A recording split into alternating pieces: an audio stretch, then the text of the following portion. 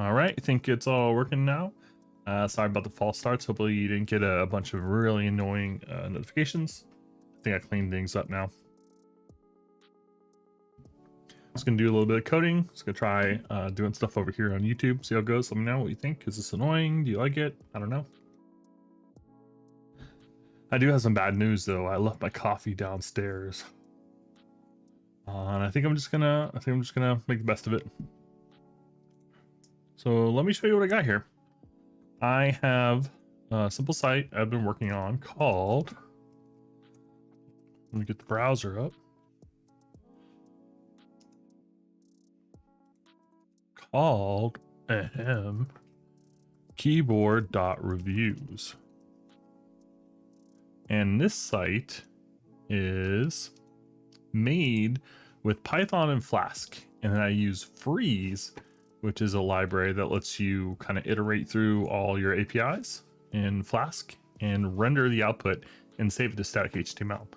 So what I publish here is all just static HTML. So if you look at like the network tab, there's nothing going on, you know, no XHR, whatever requests. See, nothing. And you can click around and all this stuff is just generated as flat text. Now, it doesn't look very nice. I don't have a lot of data. Kind of data is a problem. I did get some images, but I started automating the ability to get the images and fetch stuff from Amazon, and I started doing it in Python. But then I decided to build the backend in Kotlin and Spring because I need to learn that stuff. It's more important that I get comfortable with that than Python right now. So I'm basically going to toss that code that I already have in place for fetching data and fetching pictures and stuff for these keyboards, and I'm going to essentially rewrite that functionality into Kotlin Spring. And I also went with Angular for the backend. So this is going to be a totally separate website. And in the end, it's going to generate some files that this website uses to generate its content. So this is a project I typoed when I created this folder. It should have been TVT for this first that. It's my original idea. What for the whoa, that was weird. For the site was to be able to, that's funny. There's a bug there.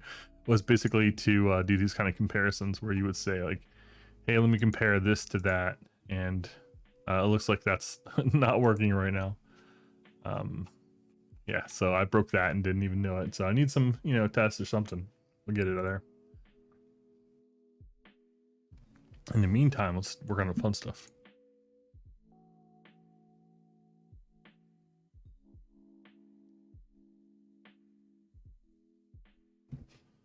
So let me get this usable, readable.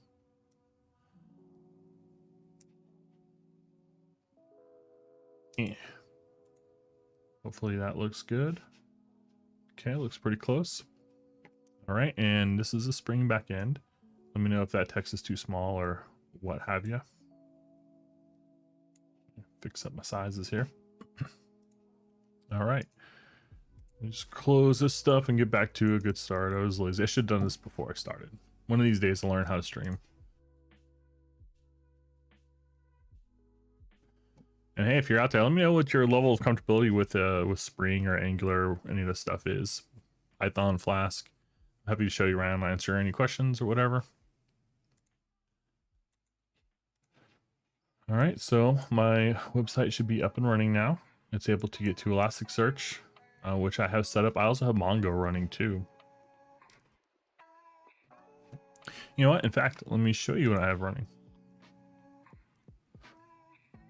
I have Kubernetes running. And I set up my stuff with Scaffold, which is a tool for kind of managing Kubernetes clusters. And it makes it really easy to just have one file that defines what I want. So here are the services that I'm running. It's a better way to possibly see it. Looks like Elasticsearch is showing it's not ready, but it's not erroring out. So I don't know what happened there. Maybe it restarted or something. And I also got Mongo available. It was originally I was doing Mongo, and now I've kind of switched over to Elastic. So this is the tiniest project that has just a ton of stuff. because you know that's how we like to do, right?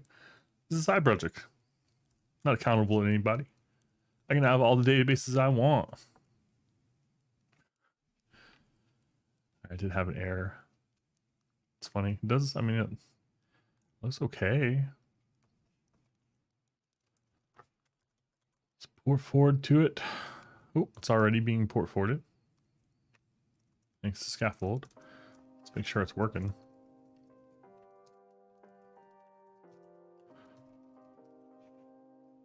All right. Elasticsearch is up. We've got some data in there. You want to see my beautiful front end? Came out. That came out a little weird. Sorry. I'll show you my Angular front end. Jeez, let's just move along, moving right along. Okay, let me start the back end. Or the front end for the back end. What do you call it? Admin? I give up. Happy Sunday. Let's see. Hey Vlad, what's up? Yeah, making wonders. That's wonders is a good word for it. Be having a good one. Oh man. You DevOps and all the things?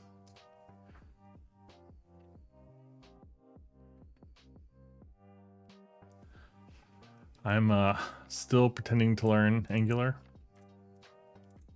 I'm back in Java land where I'm more comfortable than Python, but not by much. I think my heart still belongs to C#. All right, compiled. It's listening. Let's try this again. Hey, look, it already refreshed it. So there's my beautiful website. No margin, no padding.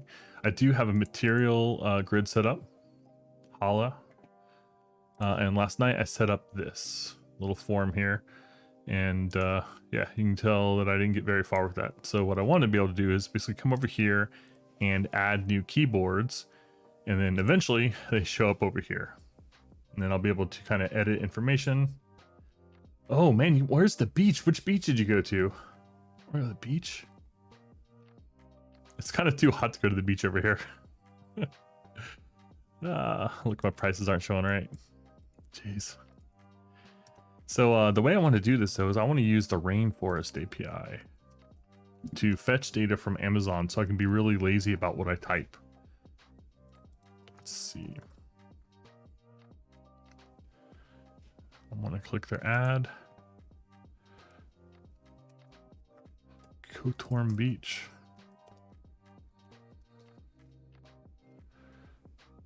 Wow. Oh my gosh. Oh, I kind of hate you. I'm sorry. Congratulations. Am I looking at the right spot?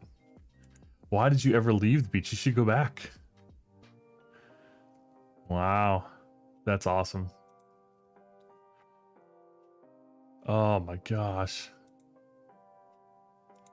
Oh, how do I live here? Hey Vic, long time no see. Hope you're doing well. I've been off YouTube for a while.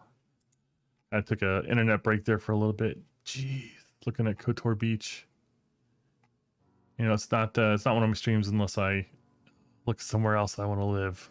Oh my gosh. All right, I'll get back to things in a minute, but I mean, first I need a wallpaper. Widescreen. That's just too good. These aren't Kotorm. That looks like Kotorm.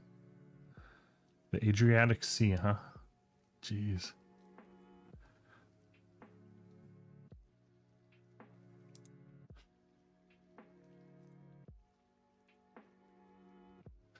Yeah. Yeah, it is too hot. You know, it's not even that hot here today. It's just so humid.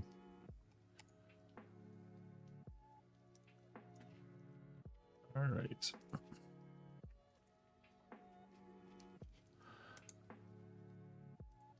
All right, sorry. This is very important. I haven't had to change my background forever. Yeah, that's awesome. No, I'm not big on traveling, but I like to think about moving to places. Yeah, so, man, I forget everything, but I should have looked it up. Did I really Google it already and have forgotten? That's scary. But geez.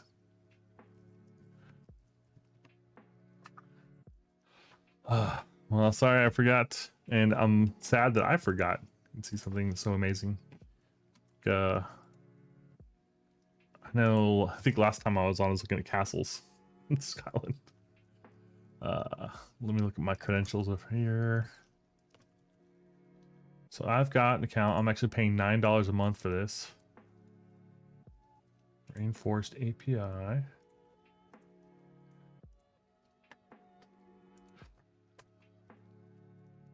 And this, folks, is how you make money off an API.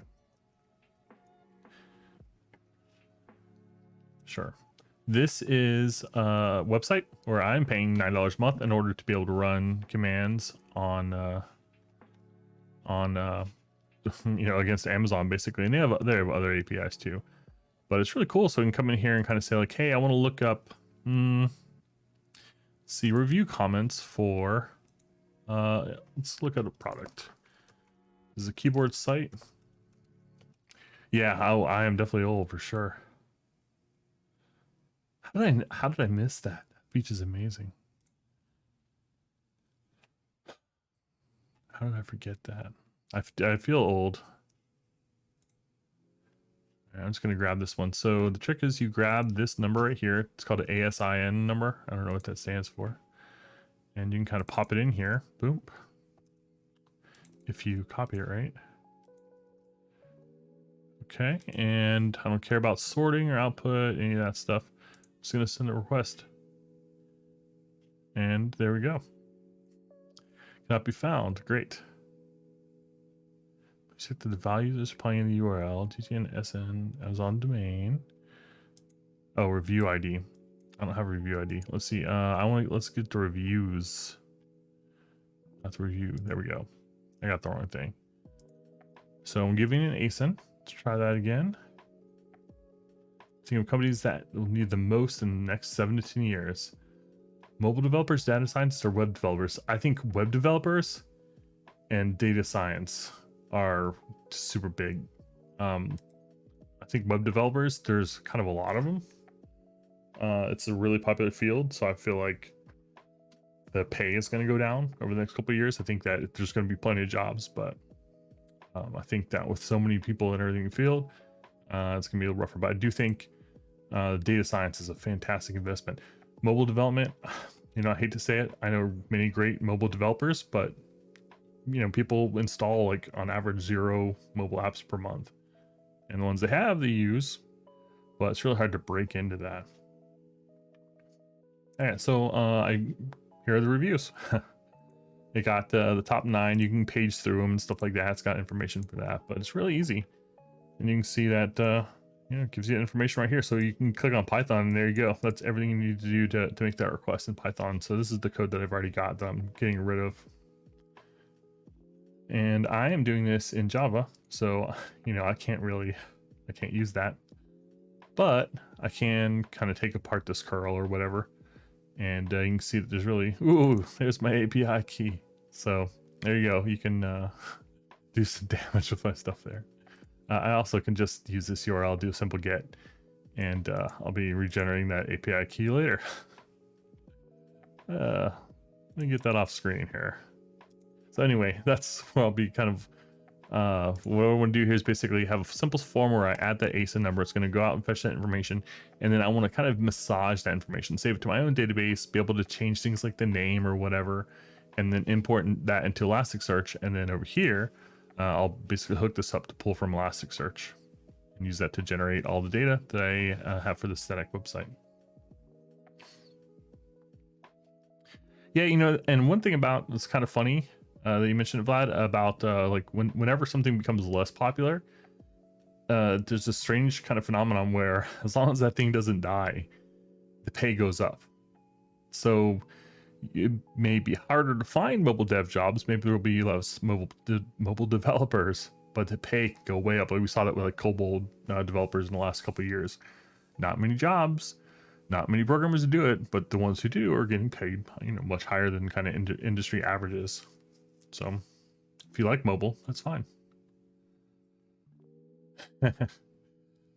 Ooh, I don't know. Game developers, it's such a hard field. They just don't pay. That field doesn't pay as well as other comparable fields. Like the amount of work that you do as a game developer, and crunch time and everything. It's a hard field to recommend, but you get to make games, right? Instead of messing with like ASIN numbers and inventory and stuff, you get to mess with like quaternions and velocity and just things like that that are just really cool and fun. So yeah, I don't know. I definitely enjoy game development. It's just kind of a hobby.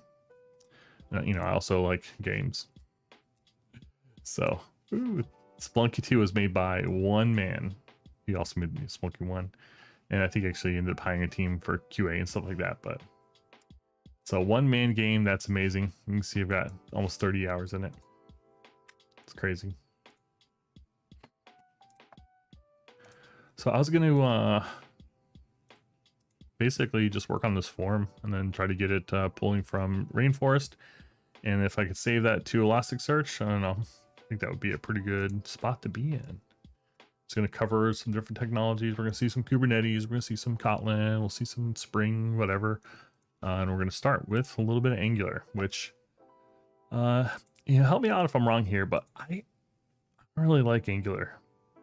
It seems like there's a whole lot of files and not much I'm getting out. Like this is all I have to this admin website, right? A listing page. And I've got a little form with 2 buttons. Here's the code for that. Let me just close all this stuff. So let me cheat here. You're kind of seeing more than just what's in the web project, but here is the front end, this admin www folder. I've got an app with components, each component for the form for adding the listing, which is the table, and then the container page that owns it. It's 4 files each. What does Bang setup do? I don't know what Bang setup does, but it sounds good. So yeah, 12 files, and depending on what I'm doing, I end up, maybe looking at CSS, or maybe I'm looking at HTML, or maybe I'm looking at the component. Then I've got a service. And I'm not even doing interfaces. I don't even have tests. Like I've been really slacking on everything. There would just be more files. Got a simple model, but like I have the simplest website in the world, and somehow I have like 24 files. What is going on here? And anytime I'm doing anything, somehow I end up with like 8 files open. So it's just kind of a headache. And I'm used to like having things close, like with React. I don't know about with Vue, sorry, but it sounds like they kind of keep things closer together. So I don't have to have 18 files open, which feels much better to me. But I mean, I like TypeScript from what I've seen of it, what I know of it. There's good stuff here. Just we'll see. Maybe I'm missing something. Maybe I'll love it a couple months from now. So here is my form right now. And I do have, I did set up material, which wasn't very difficult. But what I like about using a framework or kind of a toolkit, I don't know what you call it, is that you can Google stuff. And then I don't have to think about it. Say, hey, what does a form field look like? And it just tells me. So here's my HTML. I'm just going to drop this right in.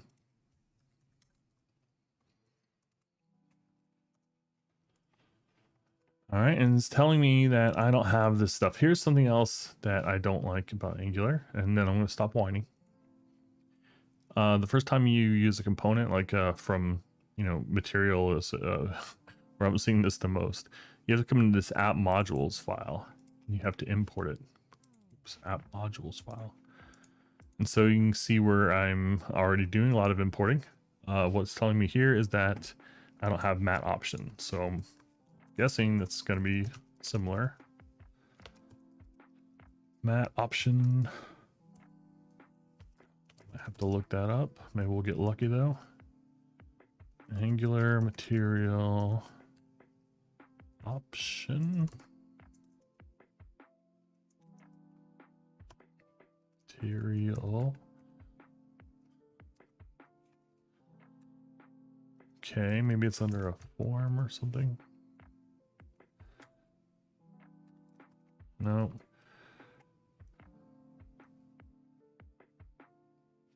Yeah, machine learning has probably got a bright future. It just, you can solve some really tough problems with it, and it seems like every company wants that. But web development also doesn't hurt. It's great if you had to have a backup or something you kind of keep in your back pocket. It seems like you'll always be able to get a job with web development, at least for the foreseeable future. Angular port mat option. I haven't figured out how to there it is for the select. All right, so we'll give up on that option. I know I want select, but this is probably similar. I want a mat option module. All right, let's just go over here and get rid of it. I don't even know if I want an option. Maybe it's under select. So this is the stuff about Angular that just drives me crazy. I've already got the and maybe this is a material thing that I'm complaining about, but it's like I'm constantly like, oh, let me just grab this control from this framework that I set up. It's like, oh no, first you gotta go figure out where to import it from.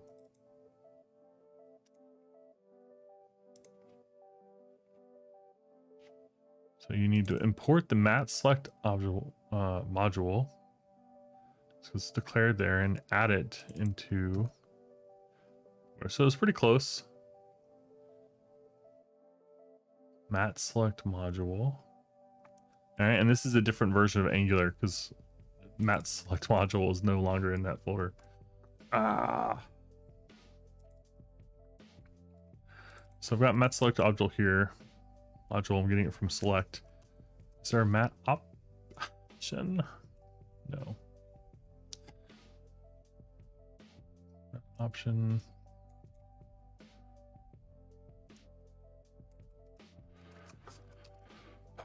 Where is import mat option module? Like that.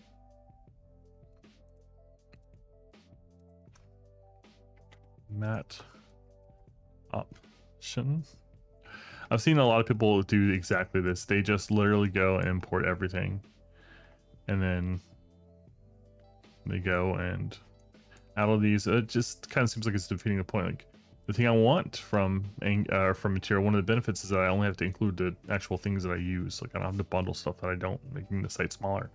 So I figure it's best practice to kind of pull it in as I need it, but I don't even see option here.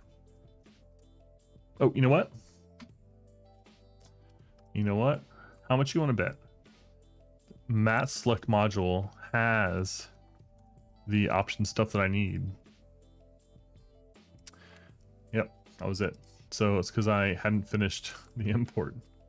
So I was, I did it to myself. What can I say? So we come over here. Oh, something still ain't right. Mat form field must contain a mat form field control. Okay. I'm gonna just keep it small to start. Take these problems on one at a time, and we still got it. Mat form field must contain, there it is, a mat form field control. Mat label, we just have a regular input. So, you know what it means? 30 series cards. Oh, I wish. Gosh. How much are they running for now anyway? 3090 Ti. Oh wait, that should be in the works. I want how much does it cost? I'm sure it's sold out on Amazon. Woo! $3,000 for a video card. For a gaming video card. That's nuts. 3,700. Wow. None under 3,000. Yeah, maybe I'll be waiting for the 4,000s. I've got a 2,000 series now. I'm very lucky. So I'm not in a hurry to upgrade anyway. Woo! So is this just what Angular is like, or am I just an idiot? Am I gonna feel better about it? Should I just go with Reactive View even though I don't need to know it for work? That's always what I want to figure out. It's like, I'm willing to invest in Angular because we use it at work. But I want to know, is it going to be around in 5 years? And honestly, I think the answer is probably no. Forgot to add mat input module to the imports. Okay. Go back over here.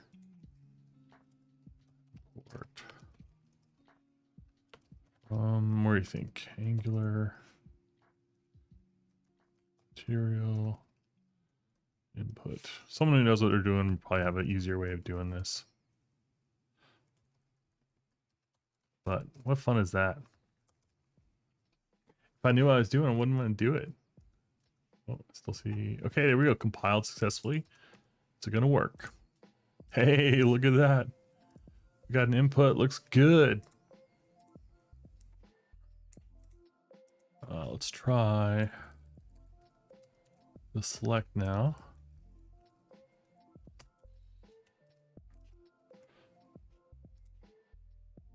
All right, beautiful. Looks amazing, doesn't it? All right, text area. All right, look at that.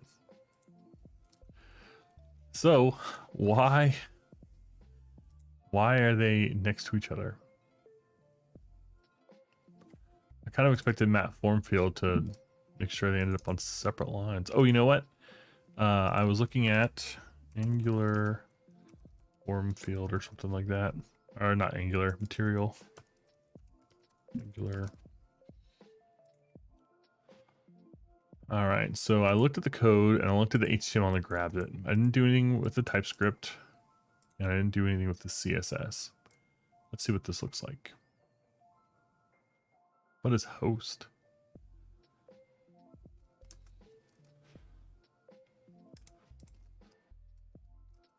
All right.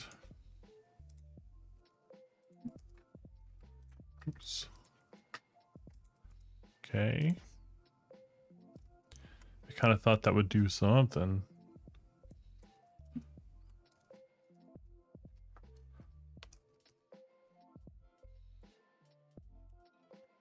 Pseudo class selects the shadow host of the shadow DOM containing CSS is used inside. So you can select a custom element from inside it, but only if the selector given as the function's parameter matches the shadow host. What? Have I been away from front end too long? Selects the shadow root host only if it is matched by the selector argument. We didn't pass anything here.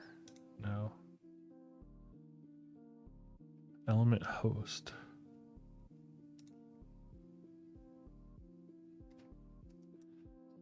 I'm gonna try pulling the stuff out of this section so it's exactly like the example. And there it goes. Okay. That's weird. I'm gonna have to think about this and see some more stuff. But for now, what I can do is basically give some sort of class or something. Just kind of have this in it.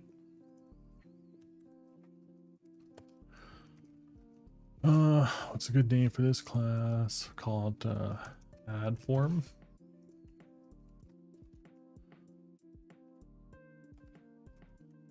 And there we go. Do we really need a section?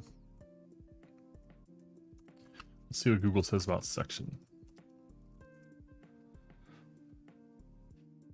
Defines a section in a document. In my case, it's within the tab. Seems kind of redundant to me. Group together related elements. Includes one or more heading elements and additional elements presenting related content. Do I want a section in here? I kind of think no.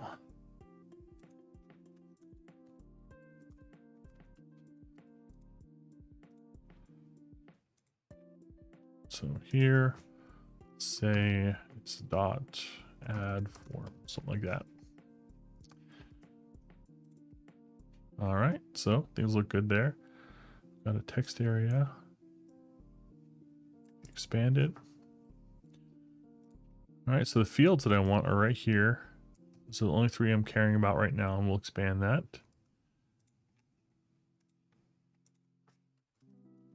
I could just kind of paste that stuff in while I'm working on it. So my input, this will be the ID.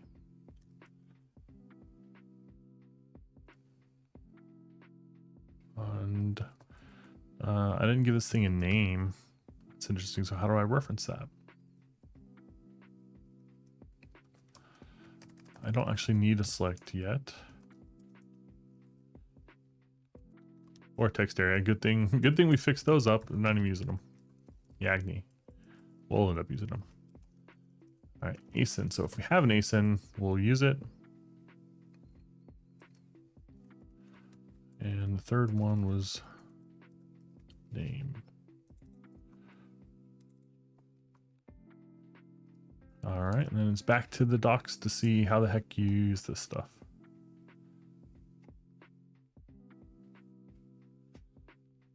Or different appearance level variants. I don't care about that right now. That's pretty cool though. Hey, look at smile faces. Placeholder. Don't care about that really. I don't know. It's kind of cool.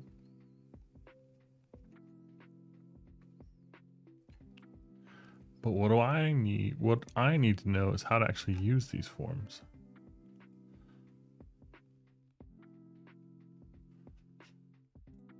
Let's see, Angular form example.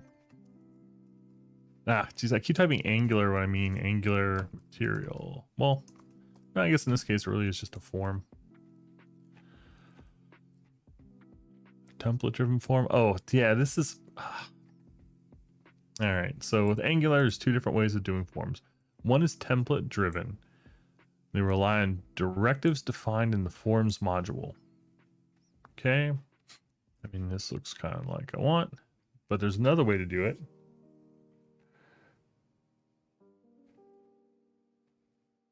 Which I think I like better. I think it's on the same page.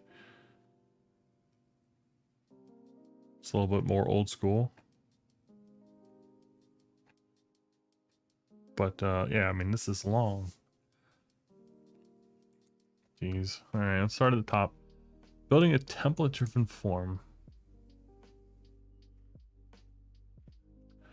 Here's what I was looking for. So Angular supports two design approaches. You can build forms by writing templates using Angular template syntax with form-specific directives, or you can use a reactive or model-driven approach. Template forms are suitable for small or simple forms, while reactive forms are more scalable and suitable for complex forms.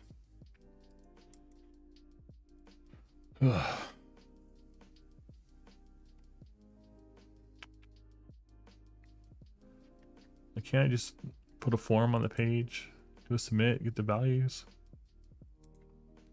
So reactive versus template. Setup of the form is explicit, created in a component class. And template driven, it's implicit, created by directives. I think I hate this already. I'm not a big fan. Hey, what's up, Bert? Inline CSS and HTML. Oh, that would keep things, yeah, I guess I don't really need an Angular. I don't need to have 4 files each. Is that where Angular is going? No, React has kind of encouraged that. At least when I was using it. It seemed like that was the way things were going. Inlining CSS still, it kind of hurts my soul a little bit. I'm so used to kind of like wanting to have things in like one giant CSS file. I know that the world has kind of moved away from that for good reason, but thought of inlining CSS just, oh, I don't know. But here, oh, I should say, I'm hoping to do as little CSS as possible. So I think you've got something there. If all I'm doing is adding a little, margin padding here and there, like why not just put it in line? Yeah, this is, especially with this side really doesn't matter. So Bert, are you do you do Angular?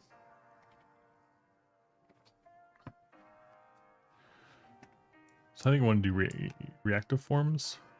Yeah, let's go with reactive forms. You define the form model directly in the component class. The form control directive links explicitly created form control. Ah, I didn't mean to click it. Instance to a specific form element in the view using an internal value accessor. Okay, the following component implements an input field in a single control using reactive forms. In this example, the form model is the form control instance. Okay. So I've got a control here. We create a new form control. Got no name there. Figure 1 shows.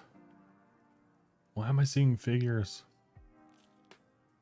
Favorite color, form control instance.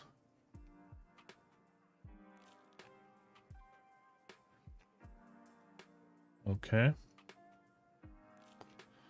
Data flow in forms. The user types a value. The form input emits an input event with the latest value. The control value accessor listening for events on the form input and immediately relays that information to the form control instance. Okay, that sounds pretty cool. And I'm imagining I can eventually capture it whenever the person hits the button. I've already got the state, so it's nice I don't have to go gather it up. Okay, model view diagram. User calls set value, which updates, emits the new value. I feel like I just read this. Any subscribers, observable, receive the new value. Okay. So this sounds like nice stories. Do the thing where like you're typing here and it's updating over there. You can see that on some websites. I don't care about template-driven forms. I don't care about validation. All right, tell you what. We found this form control link. Okay. Do we have an example? No. Form control.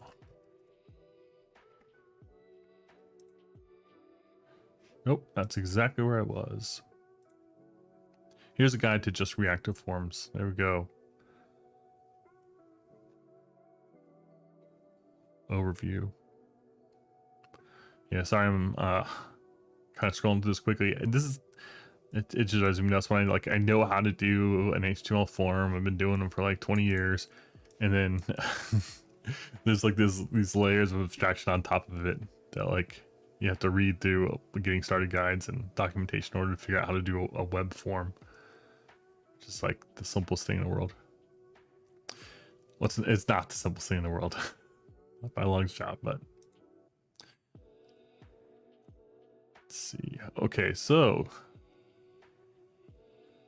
I've got my input. I need to give it an ID. I don't have that. We got a type on it. Now I'm assigning it a form control.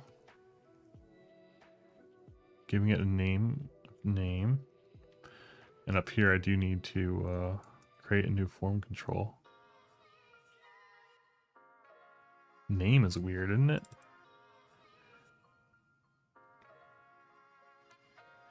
Name equals form control. Property is name. Okay, I think I see what's going on. Just kind of weird. So close that stuff. Go to the component over here. So in our constructor, we're creating a new form called add form.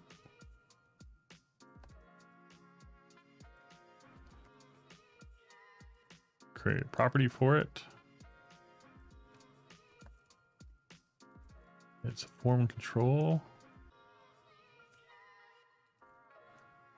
Okay. And we compiled successfully. So over here, in our input, we want to say form. Is it form control? Yeah. Form control in square brackets.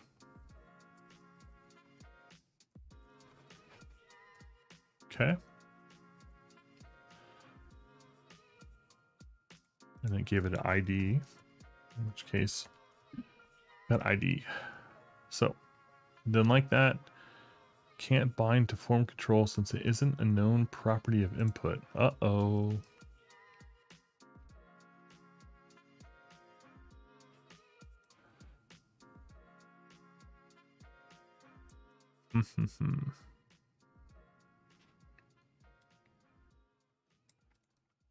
Okay. Over here, I noticed that they didn't do this. They did it like this. I don't think there's a difference there, but hey, let's try to get it as close as possible. But input does not like that. Did they do input? Let's be lazy and copy it exactly. And I didn't do name, I did add form.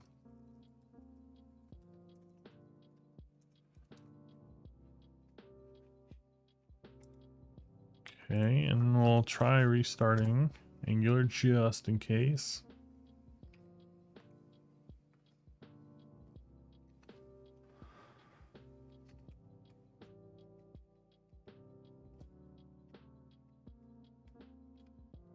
Okay, it says it's running, but I still have the same error, so no big surprise. Maybe it's because I'm using the same name as something else. Maybe it's getting confused. No.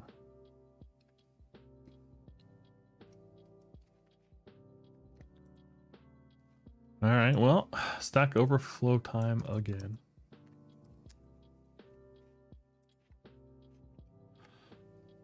While using form control, you have to import reactive form modules to your imports array. Okay, if you say so. So over in the components, I'm getting form control and also reactive forms module, even though I'm not using it. That seems suspect. Oh, geez. This is over in that modules file again. Okay, maybe one day I'll get this.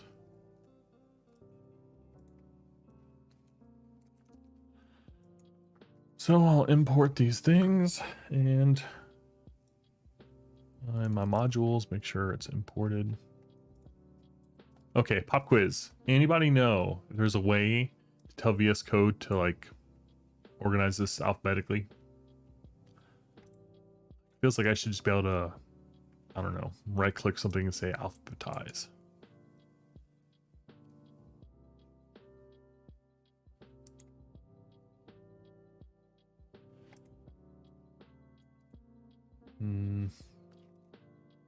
Command palette, let's try it.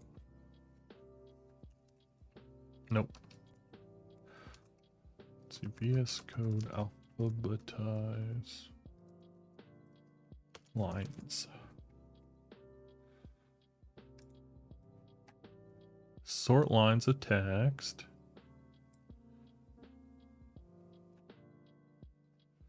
Key binding.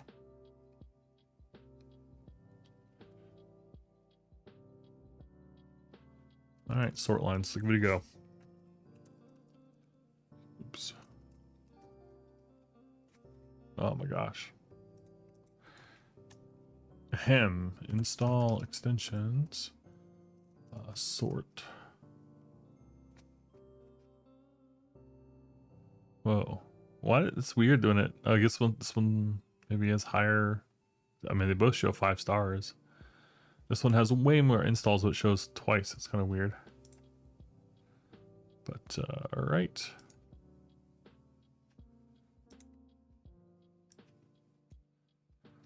Let's try it. Sort. Ooh, look at that. That's beautiful. All right. Hey, I think I just found tip of the week.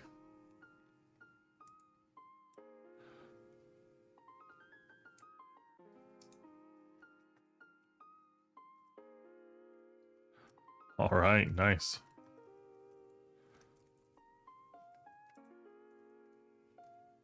And I'm not even going to try to fit it in properly.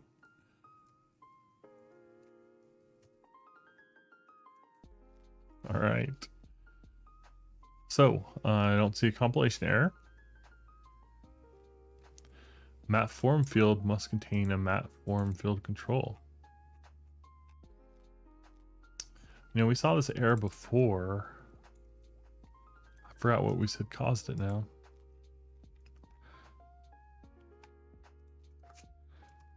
Form field.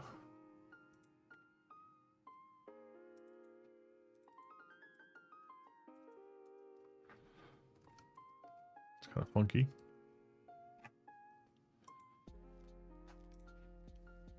All right, hey, you know what? Let's be lazy. It's been working out for us so far. It's coding in 2020. To be honest, it's been coding since a long time. Okay, blah, blah, blah. Map form field must be, unfortunately, content production into map form field is not yet supported. By now, solutions. What? I had this issue. I imported map field module as my main module, but forgot to add it to my imports array. Did I do that here? So I've got it here. I've got it there. All right, let's do that thing where we restart ngserve, hoping it'll magically fix the problem. I don't know if it's the case or not, but it seems like whenever you change this app module file, like maybe you need to update the imports. I don't know. Or maybe you need to restart rather. Herp derp. You know, I always think it's going to fix it and it never fixes it. Map form field must contain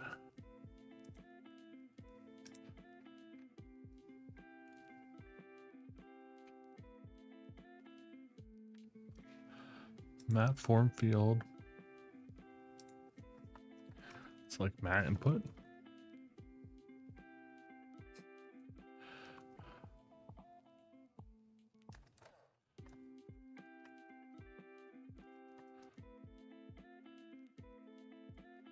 I mean, this is like copy pasted from the docs, right? Am I crazy?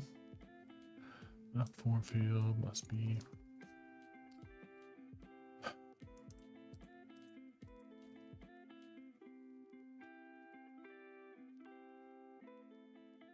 And those imports and exports section. Okay, well, I definitely didn't add it to the exports, so let's go have a look-see. Declarations, no. I kind of feel like I shouldn't have to add anything to the exports. Hey, wait a minute, can't find map form field module. What? Did I delete it? Well, that'll do it. How about that extension? I like this. Sort lines. Import that thing. I'm having to do a lot of sorting. All right. That's going to work, right? Let's see. We get a drum roll. Nope. Map form field must contain a map. You know what we're going to do here? I think after we get this working, we'll pop over to Kotlin land. And things will be less frustrating, right? Oh my, oh, I thought it worked there for a minute.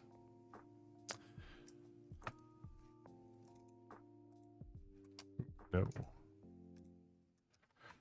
All right, we're gonna do that thing where you open up this. Boop, boop, boop, boop, boop.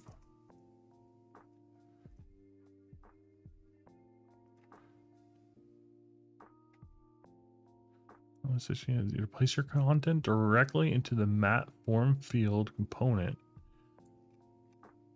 Oh, I think I might understand what they're saying. Okay, spelling mistakes. No. I think, is it telling me that I can't have this mat label? So what's going on here? Nope.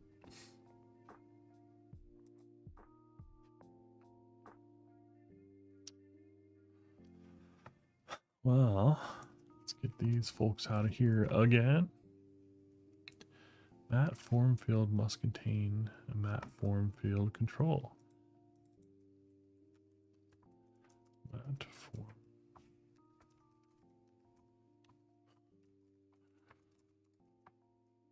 Okay. No problem there, but I have no form right now.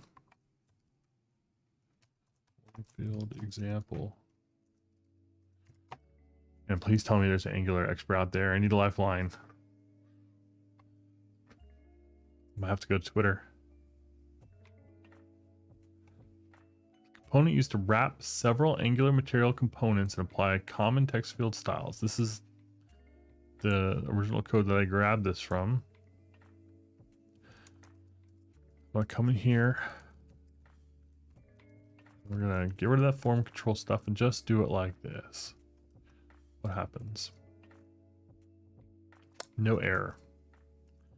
So the problem happened when I added form control.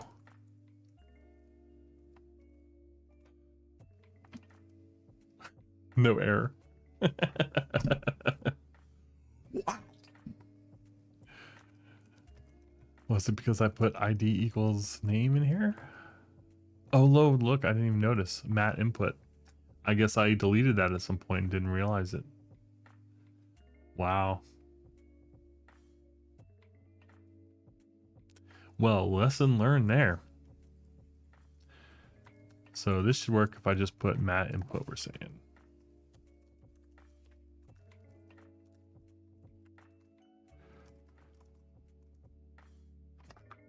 Voila. Hey, I've never been so happy to see an input. All right. So the placeholder equals some key here. It's just an example of the kind of format that I want things to be in. When I add a key, okay, some key here. There we go. Call it unique key there. All right. And then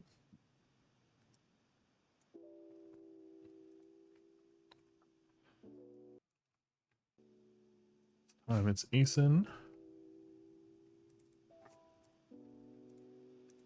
This ID equals ID. Form control is still add form. Z and Z 1 2 3. And what was the third type? I thought there was a third column in my keyboard class. Oh, I have type. I don't care about that. Name, though. I do care about name. So this would be like the human readable name of the keyboard. All right, looks pretty good. Could use some padding, but I'm not concerned about that right now. Let's save, call this, I don't know, reset.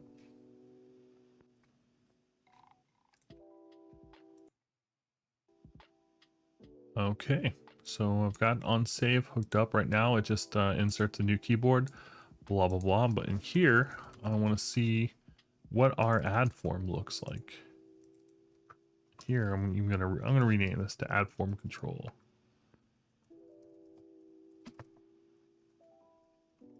It's a little awkward phrasing there. Uh-oh, it doesn't like it. I didn't update it in HTML. It's fine.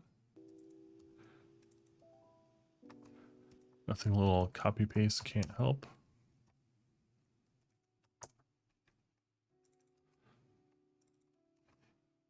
Ugh. All right. There we go. Filed successfully. There we go. On save. Thanks, autocomplete.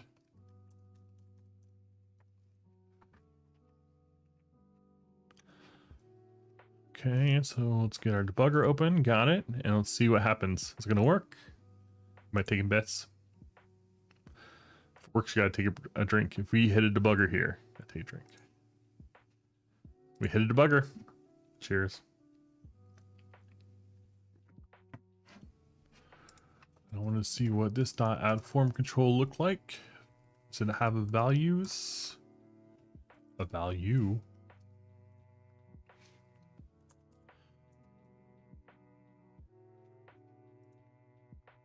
Well, let's see here. This is valid, that's fine. Okay, well, guess we're back to reading about Angular reactive forms, something like that.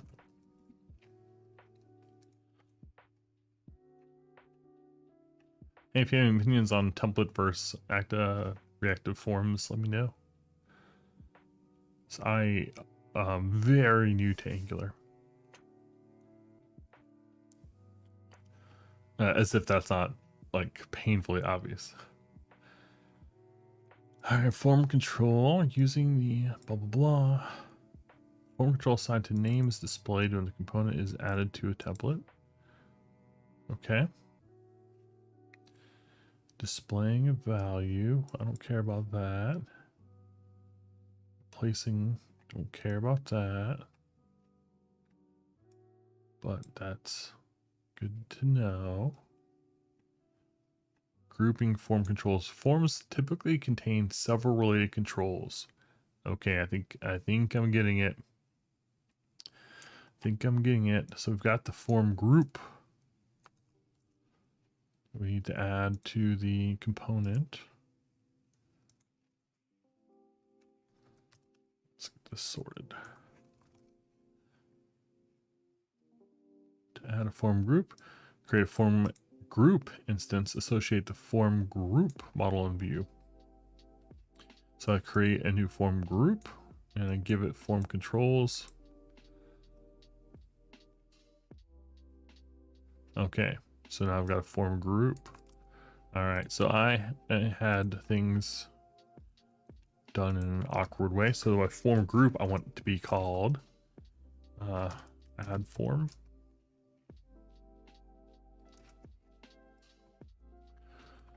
Okay, and then down here, my form controls should map to the name. Okay. So then do I need to have an ID? Duplicate information seems a little weird, doesn't it? It's okay. We'll get there. Is it adding new lines to everything? Like there's no new line that there's no new line there that I'm copying. If I double click and paste it, somehow I get a new line. Okay. And over here in the component, what we wanted to do is say, hey, wherever we created this form, now we're creating a form group called add form. You don't like that?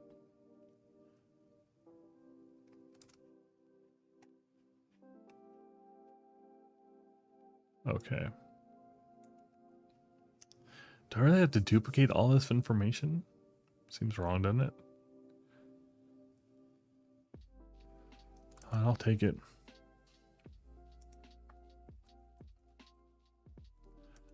All right, it was ID, ASIN, and the third one was name.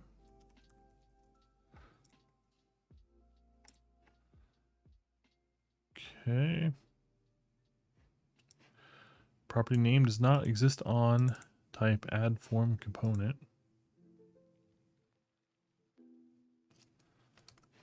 Okay. Does it need to? Form group equals whatever. Oh, I do need the onSubmit event. Form group equals blah. Form control name equals blah.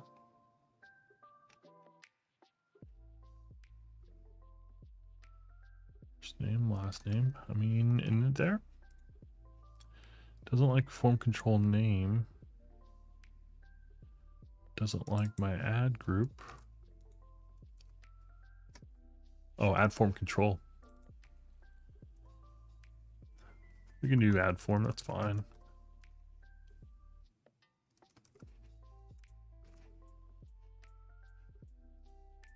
Uh-oh. Property ID does not exist on type. Add form component. Thought I got rid of add form. Oh, I see. Add form component. Doesn't know about ID. Do I need to have that in quotes?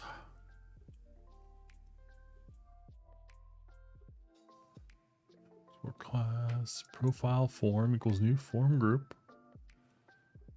Biggity blah, first name and last name.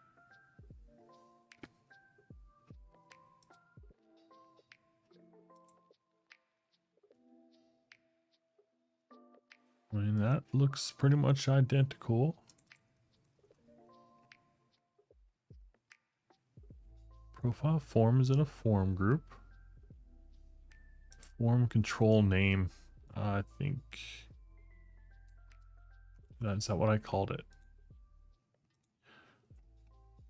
Nope.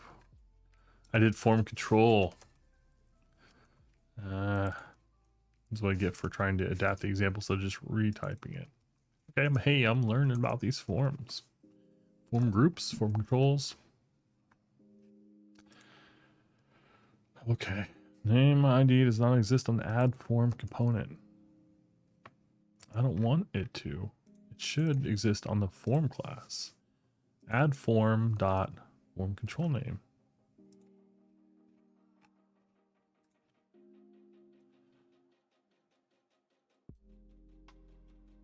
Form group. Input. Look, input doesn't have the mat, whatever. But I'm doing material. Maybe that's part of my problem. Material, Angular. Reactive form.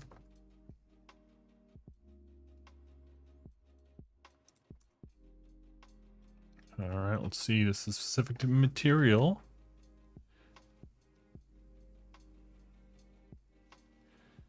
Okay. I don't care about a theme. Let's go. So there's our module. We already did that stuff. Took a while though. Form builder. That's interesting. Look, login form is just plain old form group here. And then form builder.group. That's interesting. I mean, I was using the straight up reactive forms documentation. Was I doing Angular JS? Nope. Don't get me started on that. All right, I think we're about to have a breakthrough. Going to be very exciting here.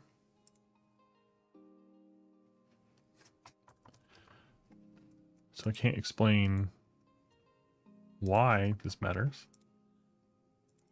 I'm going to say add form equals this dot form builder.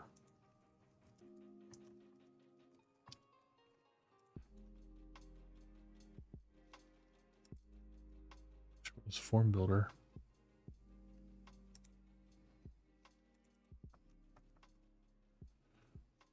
Okay, we get the form builder and the constructor.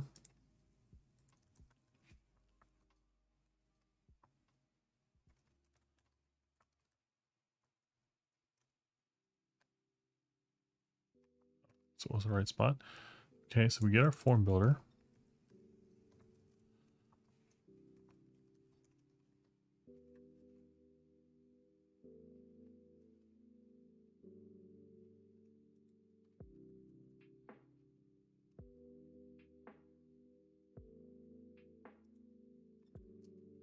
Sorry, just plucking around here. I feel like I shouldn't have to do this either. Maybe I'm missing a trick there. I think there's probably lots of tricks that I'm missing. Duplicate identifier. Okay, let's get rid of that. I'm saying, hey, build me a new group. And we've got an ID. Validators not required. Yeah, sure. It's not an email address. Let's not do any regex. We have an ASIN required. It's not required.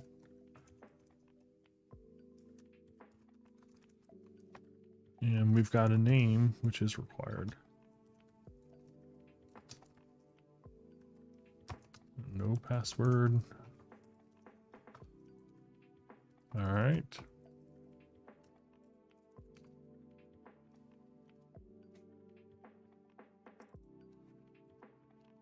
Those can be private.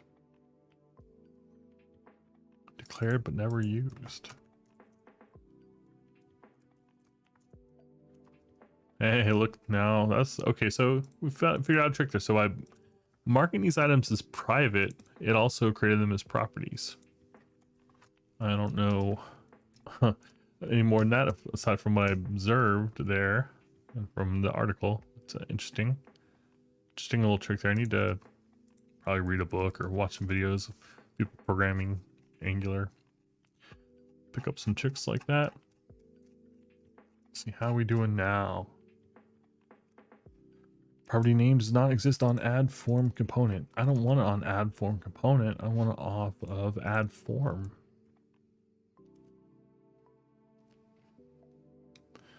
Okay, so on init, they have us build this thing. So here, instead of doing it there, I'm going to do it in the ng on init. See how that goes. Create that as a property. Okay. Has no initializer and is not definitely assigned to the constructor. Well, I create it in the init. It's not good enough. Fine. We'll deviate from the article. Put it in the constructor.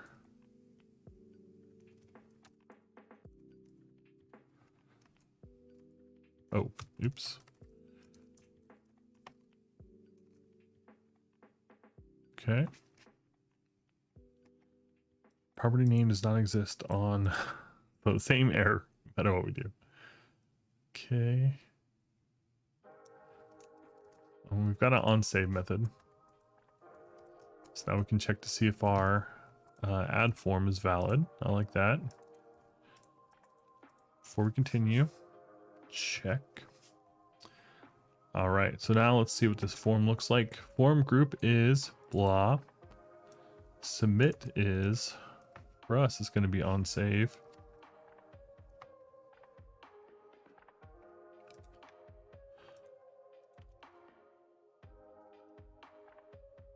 So that means our button here, this one, needs to be a type of submit, I think. We'll double check that.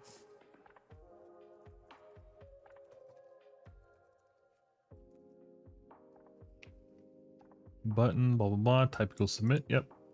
Okay, form equals login form, we got that. Submit equals, in our case, onSave, we got that. We got some validation stuff. I don't care too much about that right now. Input. Blah, blah required. Mat label, mat label. Form control name. Oh, look at that. Gosh. No brackets. Trying to access that as a property. Okay. Oh, I did forget to change that. Boom. Compile.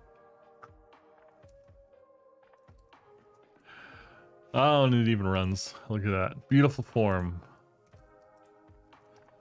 Mason. And we got there. There we go. Is it valid? Yes. If I get rid of that name, is it valid?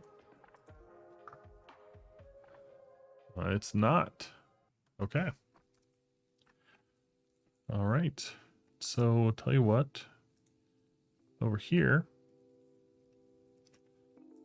Thank you, article. Ugh, I'm not logged in. Sorry, I can't clap for you, Vivek. Oh, this looks pretty nice. HTML file.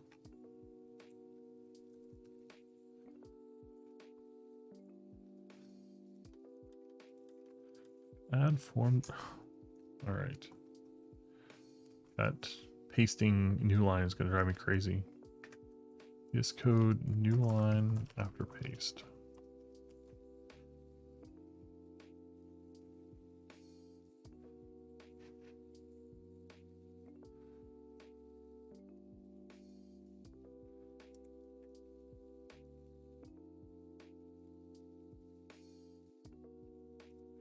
All right. I might have to uninstall some extensions or something. I don't know if that was a sort thing or what. Just started seeing that today. In fact, let's try opening VS Code again.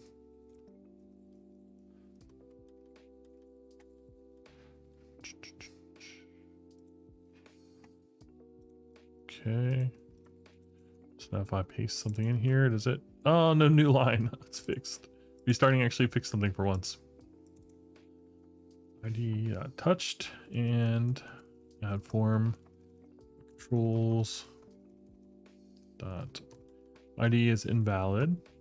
Oh, it did a new line thing. All right, you know what? This cannot stand. Open settings on save. Format on save, that's for the Go language. I don't want that. Format on save for all languages. Absolutely not. Oh no, sorry. On save is good. Format on paste for all languages. Absolutely not. I think that's what's doing it. We'll see. I think I did that last night. That's the only other thing I can think of that I touched. If blah blah dot blah blah. Required. I don't have a pattern. All right, let's see how that goes.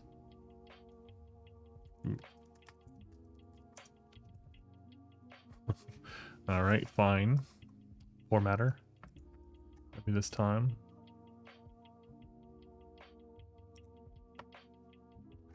Whoa. Oh, I need to rerun things. See how that goes. And it helps if I go to the right folder. I think this is it. I'm so confident that I'm going to do the same thing for our other required field. I feel like the two required fields should be at the top. It's going to be name.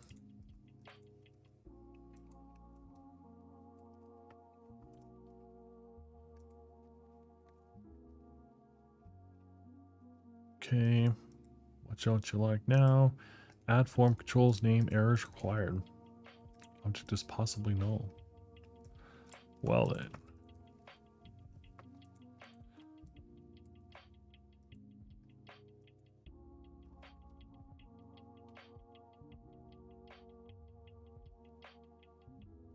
Can I do Elvis?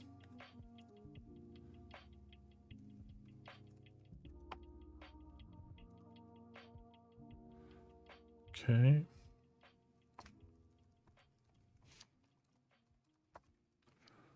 All right. Elvis worked. All right. Okay.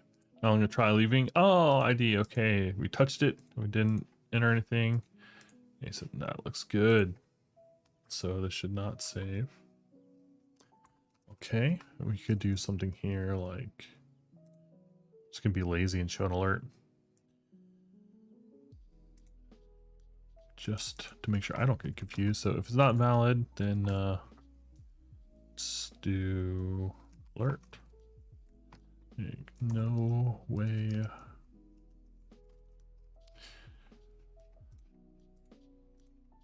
No way.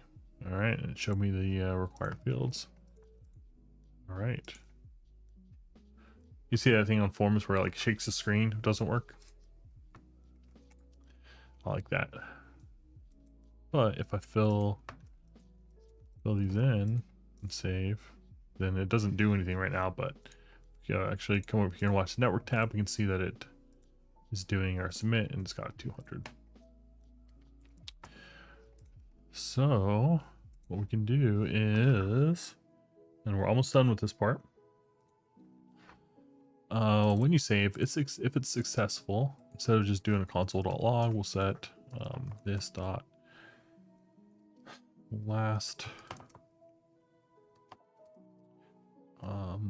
saved ID equals saved keyboard equals our keyboard. Oh, I still need to get our values. We'll do that here in a second. Create a property for this. And if the form is invalid, we'll get rid of that. Oops. Null.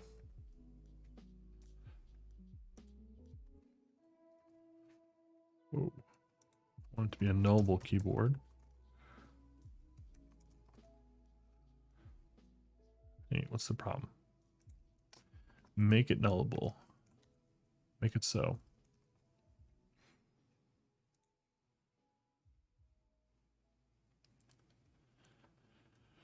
Keyboard equals null.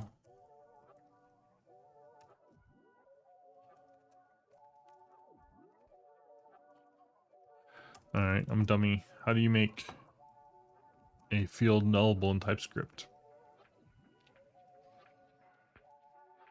I know they say that nullable is an anti-pattern, but I don't know. I like it. Sometimes you want things to be null. I don't have a value to pop in here. Why should I put something fake in? Just make it look like it works. TypeScript nullable field. Nullable type. There we go. Make it optional.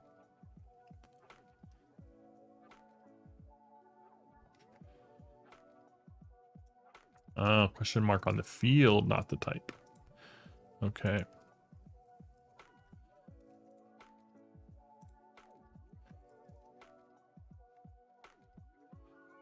Null is not assignable to keyboard or undefined.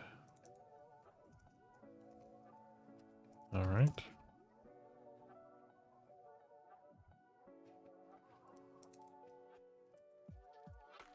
And that doesn't feel right. Like, why undefined and not null?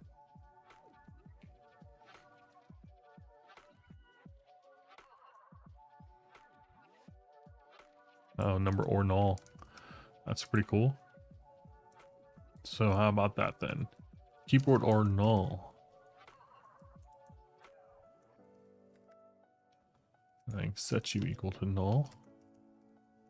Get the ball rolling. There we go. All right. So if there's error, we don't show anything.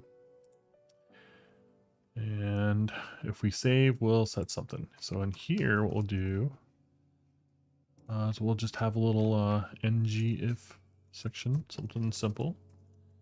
It's called container do div.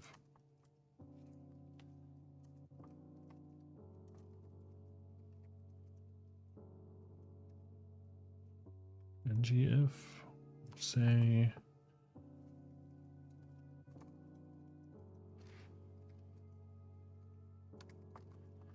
dot name has been saved. Big nerd. Asth. I've been playing Octopath Traveler. Yeah, like, I use some old-timey words. So we got nothing showing up now. If I do some stuff, it tells me testing has been saved, which doesn't match with what I have, but that's because I'm still always inserting the same value. So now the last thing to do, we can check this stuff in, is actually use the data from the form.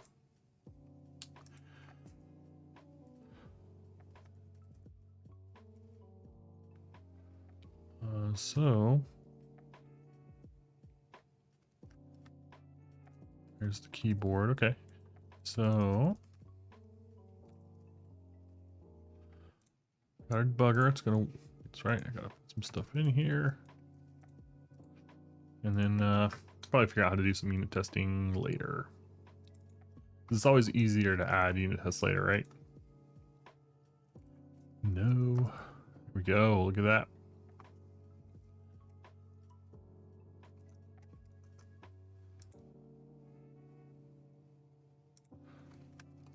Oops. We could say this dot form dot value. All right, let's see if that's able to coerce those values into the keyboard, because I did keep the names the same. It'd be interesting if it does work. Be some magic. That's the kind of stuff I could do in JavaScript, but it seems like TypeScript wouldn't want that sort of thing. So now if this works, we should see ASF saved. Let me do something a little more memorable. R's. All right. Keyboard. Hey, it looks good. It showed the name, not the ID. I think that's okay. Make sure I did that correctly. Name has been saved. Okay, so if I go over to the listing page, I should now see RRRR. It had no ASIN. All right. So that actually saved to Elastic, and it's retrievable from Elastic. So that's awesome. Okay. So when you go back to the add form, should it clear it out, or should it leave whatever you had last? I think it should clear it out. Oh, we got a debugger in here too.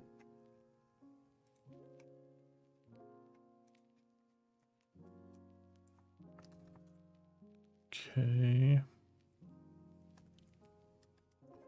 This dot add form dot reset. You know, let's do it on reset method. Yeah, or just a reset. We'll call this dot reset. All right, and we may choose to, I don't know, we may choose to do other stuff in the future, but I wanted to go ahead and do this. I don't like the naming convention of on resets. I'll do it. This dot on reset, it's kind of awkward. I don't know. I guess the right way to do it would be call a method called reset, and then here, move this up. Also move this up. That happens first. Can I make this newspaper styling? Kinda. Not really. Putting my events down at the bottom. We'll have an on reset method that just calls this dot reset. Seems silly, but then I'm going to move the events up top. So I'll have our constructor up top, newspaper style, then the events, and then this will be a private method. All right. Then last thing to do for this form, aside from testing it and making it a better place to live, is I've got a button here that wasn't doing anything. So now when you click it, we're gonna call on reset. So if I put some junk in here, click reset, it did not do what I expected at all. That's funny. Why did that happen? Let's do my on submit. It did reset it though. That's funny. Button, blah, blah, blah, click equals. I mean, what?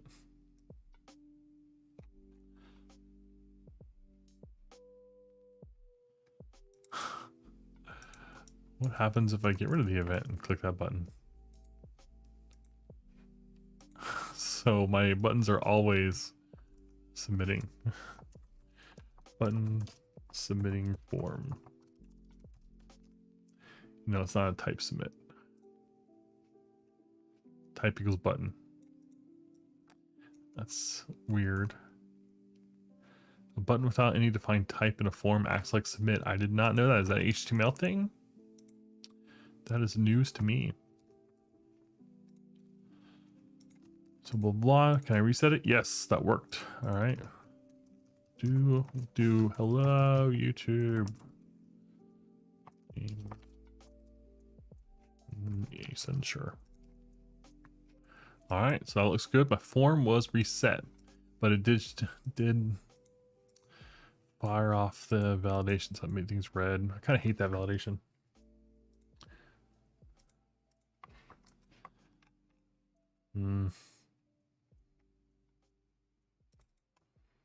If it's been touched and it's invalid.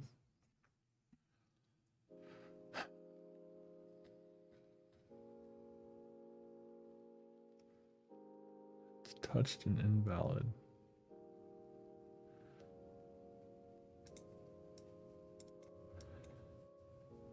I don't know.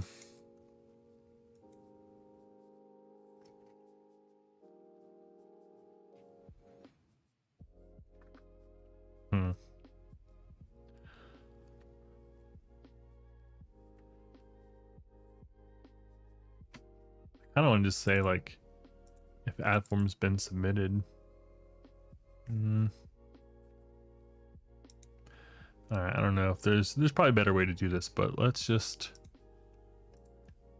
focus on the user experience for a minute and say when you successfully or when you attempt to save, we will here say this dot save failed equals true,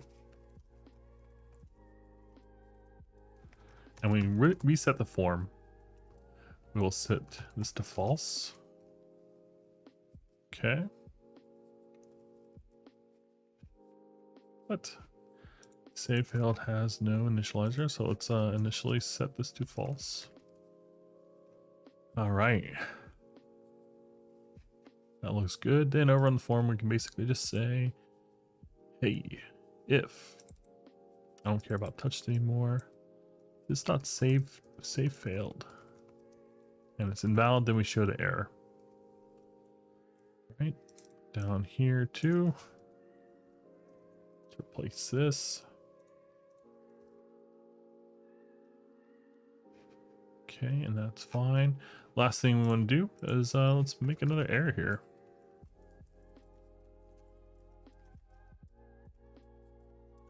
And in my case, I don't know, something like, I don't know, I'm fine with that. Let's leave it. Just thinking the span seems kind of redundant, but it's not a big deal. So if save failed, we'll say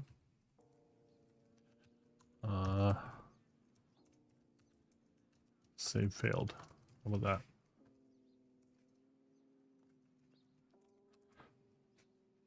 Now we'll come over here. If I touch it, doesn't, well, I don't know, I'm okay with that turning red. But if I reset, okay, cool, that looks good. I hit save. Okay, highlight and save failed. Okay, I didn't get an error message. Oh, there we go. All right. I reset. Oh, the colors didn't change though.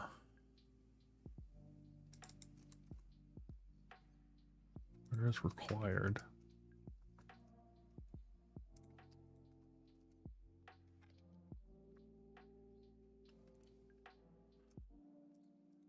I don't like that. I mean, it's not a big deal, but it just bothers me.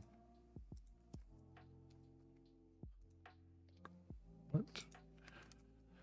Angular form required reset.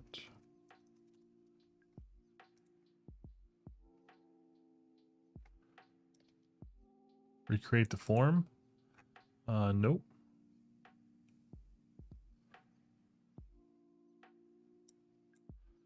Form mark is pristine. Oh, this is Angular 4. Get out of here. Form.reset form.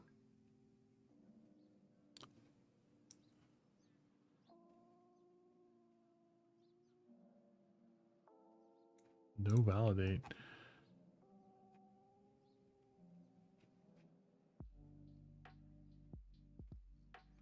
What? Angular 6? No, I'm like an Angular like 11.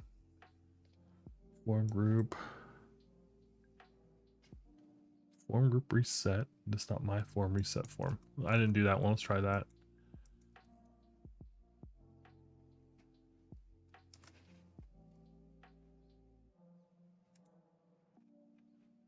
I would have thought the form group would have done that, but I guess it doesn't know about my form tag, so I'll let it go this time, Angular.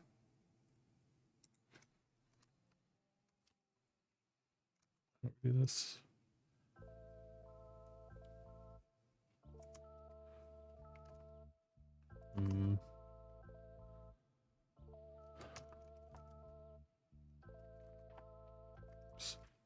Add form equals G form they did? That's weird.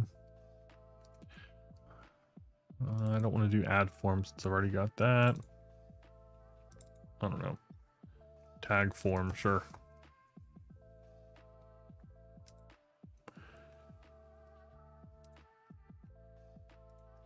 This dot tag form dot reset.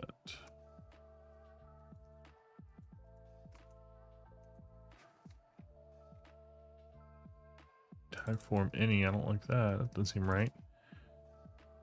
This dot form group dot reset this dot my form. Oh, view child, okay.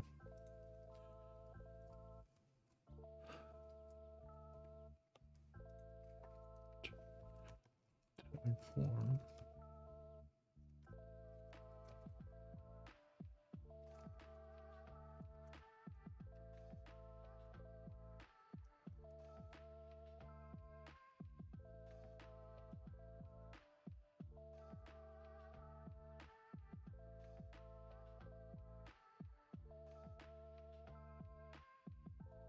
Whatever.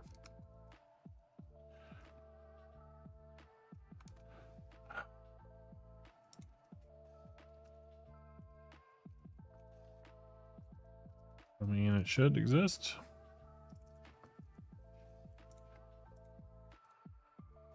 Okay, now if I reset. All right. So for all that, it didn't work. And you know what? I'm fine with that. Could file a bug. I like that. It's something that we know that we're just opting to live with.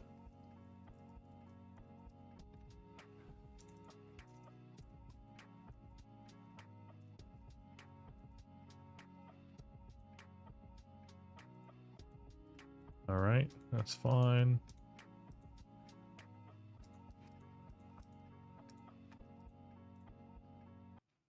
Stuff has been saved. Okay, yeah, let's do that. So there it is.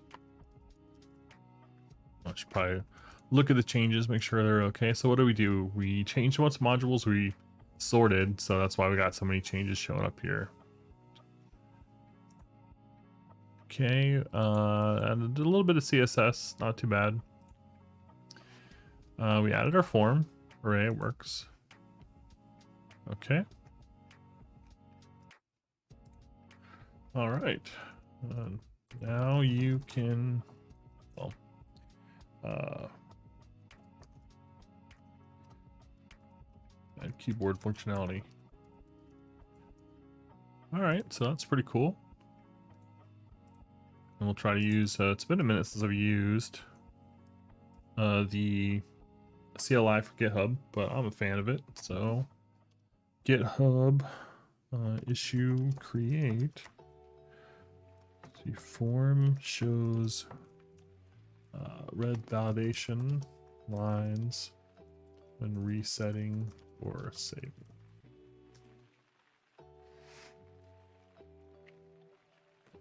Okay, unknown argument. I'm going to say issue create label. No. Title.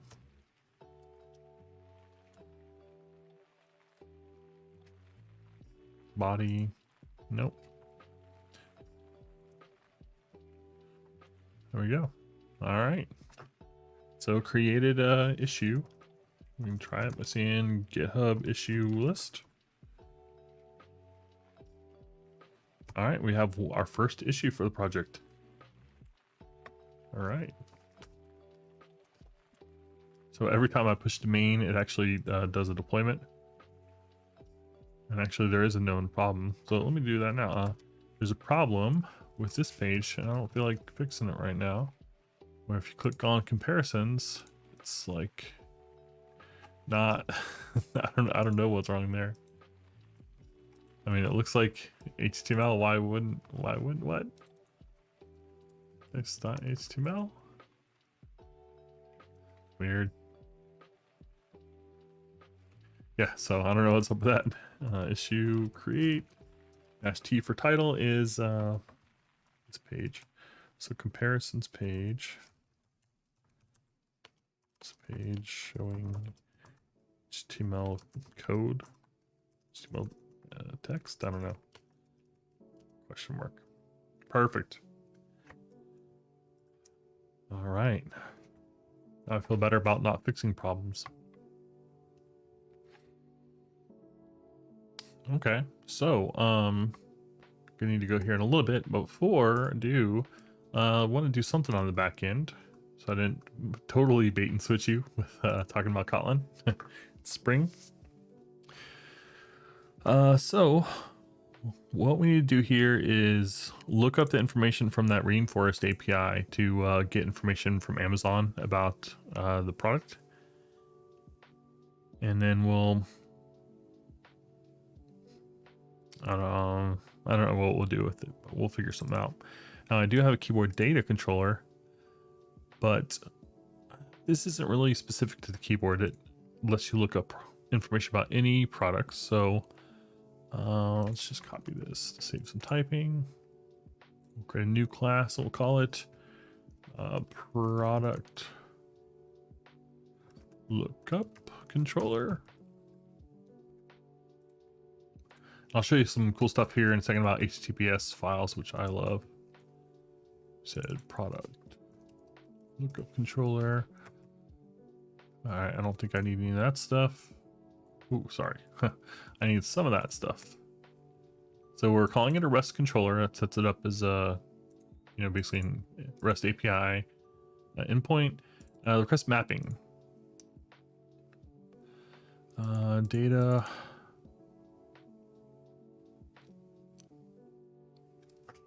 I like the data. Product lookup. I don't know. We can change it later. It's good enough for now. We don't have anything to get now. We'll start with a get. Call this function lookup by asyn, and it's going to return something. I don't know what that something is yet. So just for now, we'll have a class called asyn lookup or something. Asyn lookup, and this is just temporary.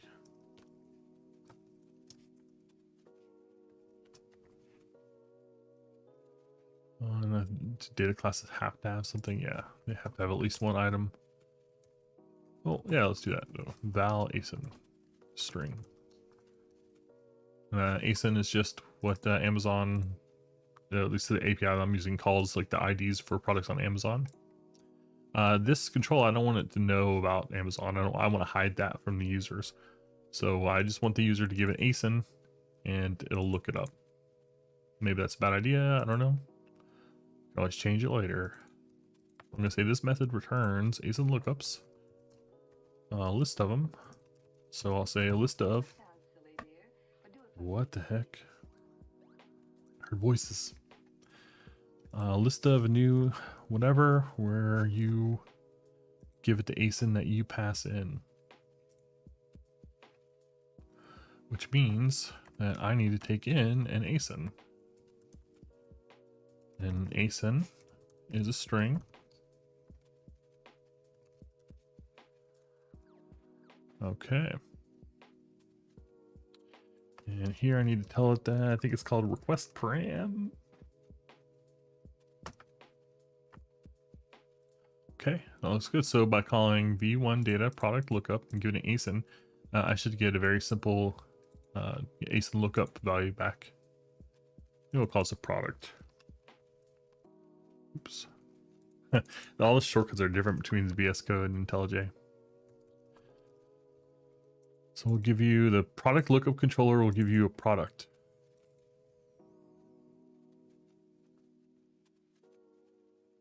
I don't know. Well, that's not a great name. Let me know if you think of a better name for that. Would be great. ASIN is not consumed. Yes, huh?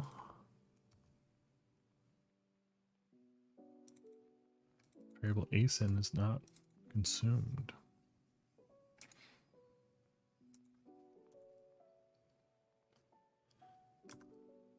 Oh, that's not request param, it's path variable.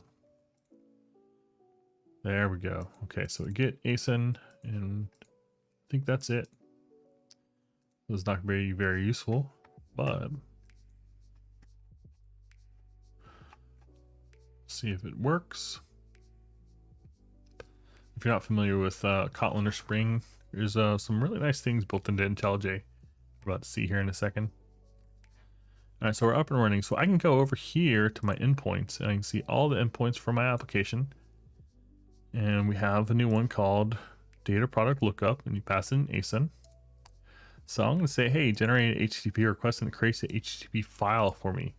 HTTP file is a convenient way of doing web requests. So it's kind of like curl commands. I already had a generated request, which is kind of like Scratch. It's like a temporary. I'm going to clean out my old request here. And I'm going to do a GET request for product called YouTube123. And I should get a JSON object back here. But this is the ASIN. Run on localhost, and I go response. And there we go. It gave me the ID back. So that worked. Cool. Now, I don't actually want to... you know, to have this thing know about Rainforest. So I'm going to hide that over here. And I guess it's close enough to a data access layer. Sure. We'll call this product lookup. And this can be an interface.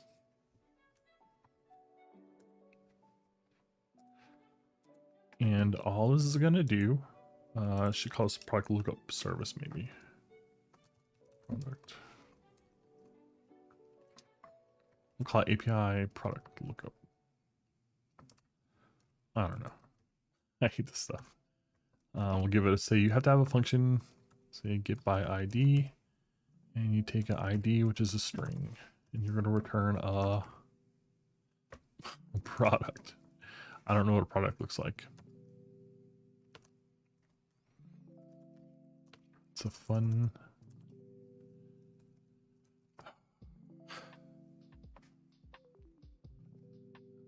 We'll specify a new class called product and give it an ID.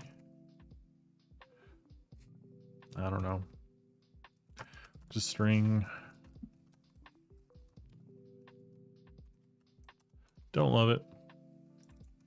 But our API, our product lookup control here now, we don't need this anymore. I'm not going to use the word ASIN because I think that might be specific to just one storefront, and maybe one day I'll add more, right? Maybe. Okay. That looks good. That looks good. All right, so now we've got an interface for API product lookup.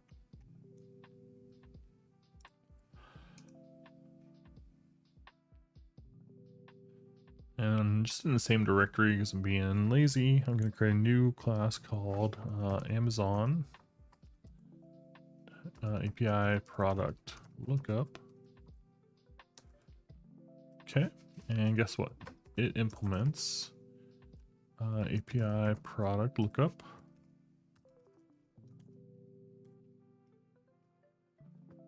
So I have to do a get by ID, so we'll do that in a second here. Now I need to mark it as a service. This is going to set it up for dependency injection. And there's another one called something like primary, which means it'll be the default for a API product. I only have one, so I don't need to worry about like, you know, getting too crazy with things. I can keep it simple. But what it means is that by saying primary, it's like when a UI asks, or when a controller asks, or any consumer asks for API product lookup, it's going to get this concrete implementation. So I'm separating things here. So our product lookup controller over here, I'm going to say, hey, you need an API lookup called API.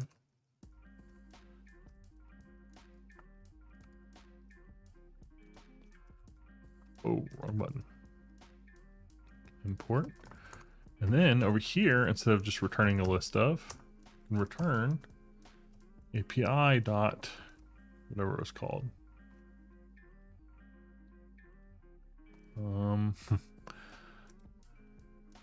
Oh, gotta mark it as a val to let this thing know to save it as a property. Kotlin. It's Kotlin for you.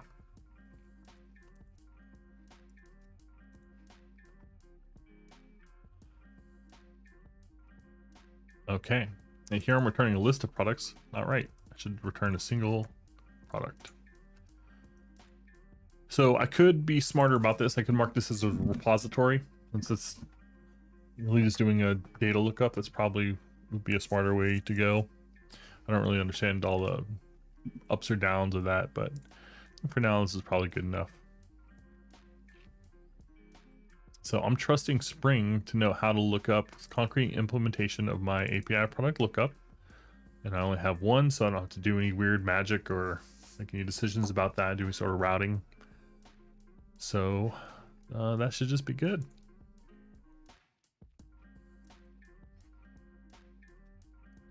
So last thing to do is actually implement this over here. So for now, let's just return product. ABC, wait, it said YouTube, ABC. All right. Typo is fine. We'll really rerun this thing. In this here, I have just as many files as when I was working with Angular, but it doesn't bother me here because I'm more comfortable. You have tons of errors, though. That's interesting. Path handler. Alright, so I got something goofed up probably. Looks like it's all related to test coverage, which I don't have any tests because I'm being a bad boy. Well, we can try running this thing again. And we got it. It worked. Not too shabby. So finally, what we got to do is actually call our API now. So Rainforest API.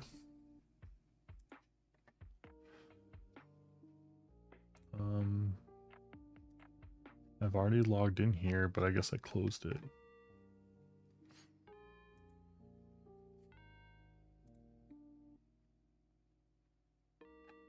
How do I get into my account?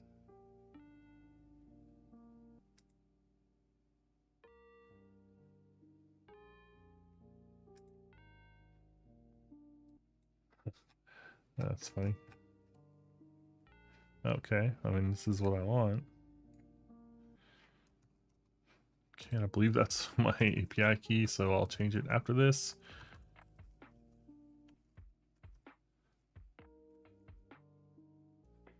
Okay.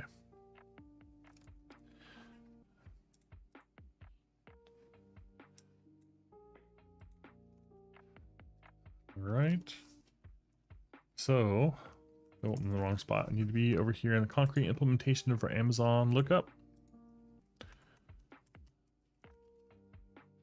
And we basically need to pop this in. So API key is hard-coded. We'll leave it like that for now. The ID here is going to be right there. Xn equals ID. And that's it. So now I'm just gotta look up Kotlin, simple web request.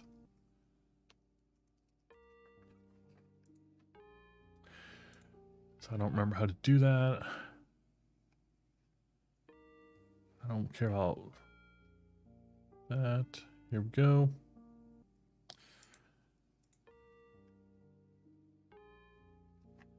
Let's hope for something simpler. Maybe the simplest get.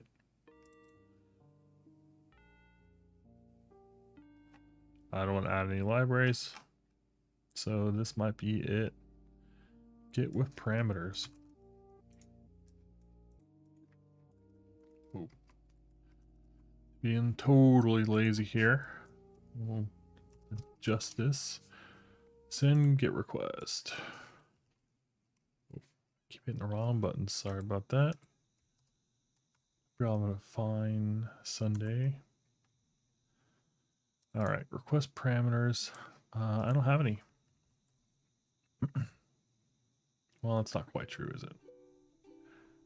What are they doing with this? Don't care about that. Here, string.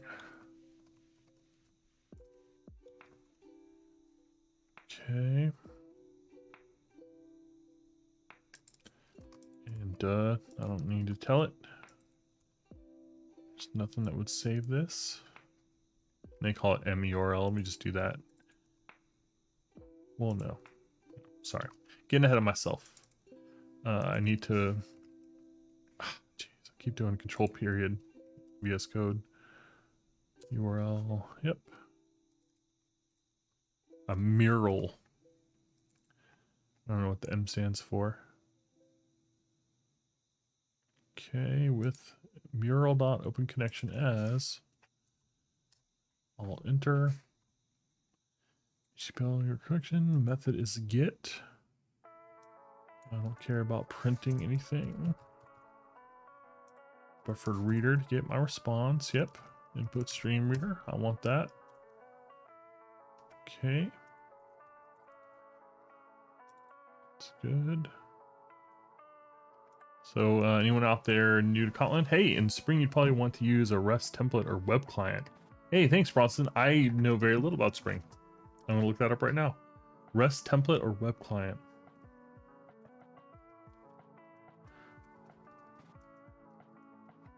Let's see. Sorry, I'm popping all over the place. Just saw your comment there. Oh, Spring REST template or a Git. All right, good old Bale Dung. For operators, where the Spring REST client can be used. Deprecation called web client. That's the other one you mentioned. All right, I am on the newest version of Spring as of something very recently. So look at web client. Okay. Interface representing. Okay. We'll be replacing the classic REST template. It is a non-blocking client. It belongs to the Spring Webflux library, which I don't have, so I'm gonna have to add that. Not a big deal. I do have Spring Boot, but I don't have Webflux, I don't think.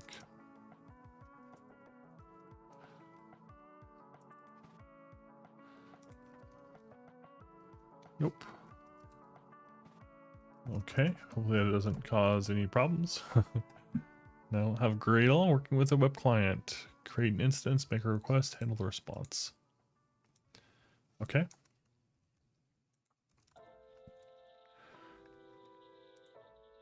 Hey, why are you red?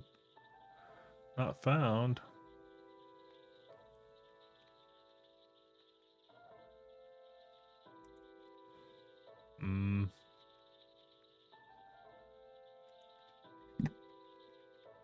If I reload the project.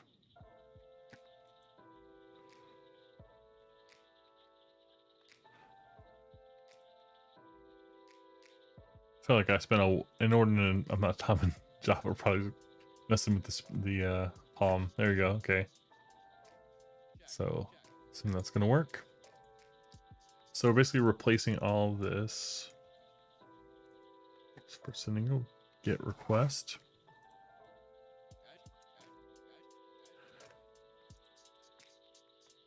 And with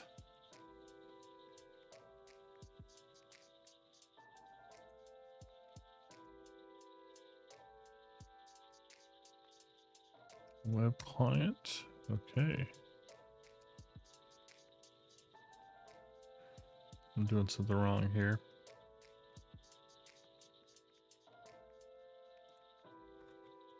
I should have got it right first time. Okay, there we go. So Kotlin with disposable, something like that.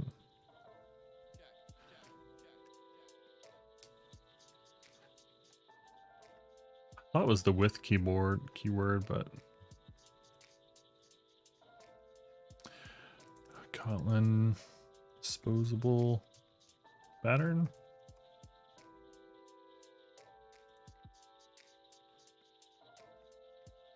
Fun, blah, blah, blah, return try. The library areas are extension functions that use this approach under the hood. No. What? There's no, what?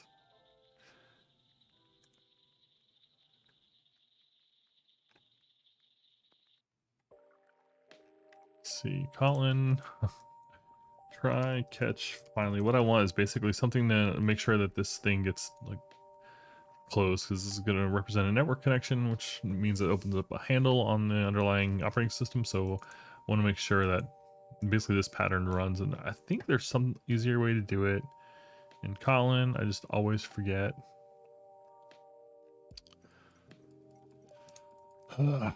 Kotlin finally shortcut, something like that.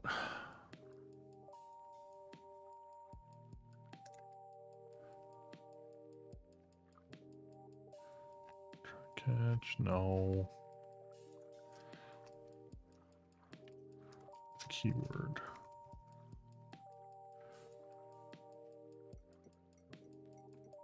Using keyword is what it's called in C#. Kotlin equivalent of using.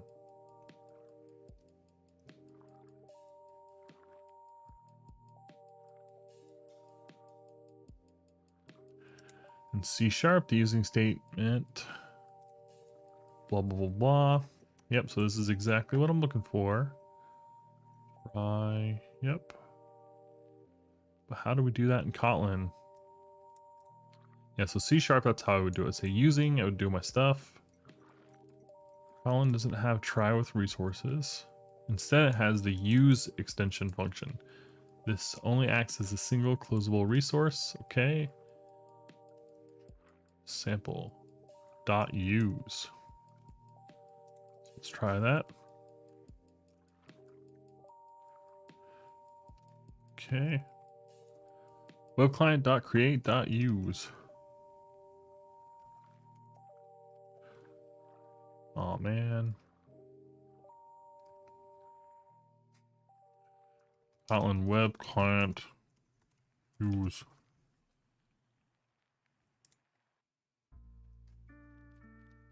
Probably should just got working the first time.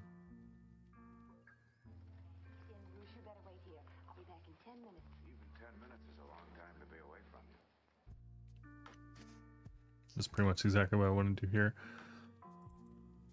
And yeah, I mean, I guess that I will just not care about this and hope it's not a problem.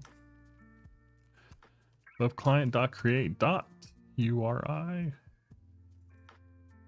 .get mural.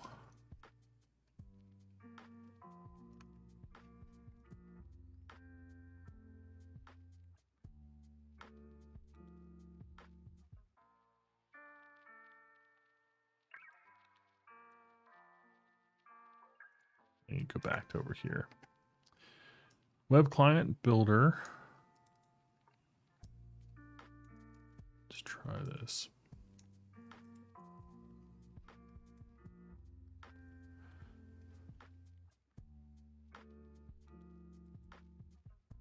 Base URL. I just want URL. Whatever, we'll try it. I don't care about cookies. I don't care about headers. Default URI variables. I mean, I could do it, pass it as better, but I think that's it. And we can make this better later.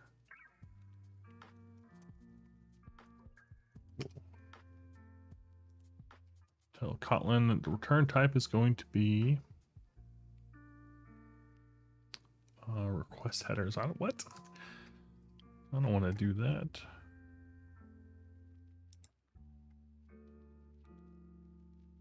We need to specify an HTTP method. Oh my gosh, this is getting longer than I expected, for sure. Defining the body. I don't have a body. Request headers, getting response. What? All right, tell you what, let's look for something a little bit simpler here. Spring web client, Kotlin, simple get. Taking all the shortcuts today and still somehow taking a long time. Well, I like how that looks.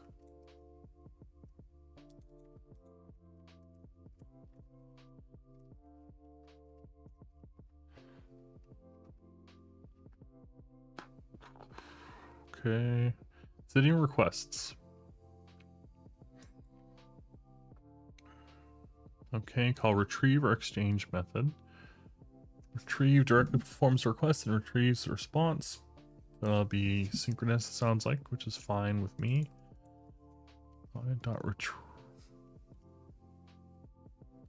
Client.create. Oh, client.get. .retrieve. Body to mono. What does that do?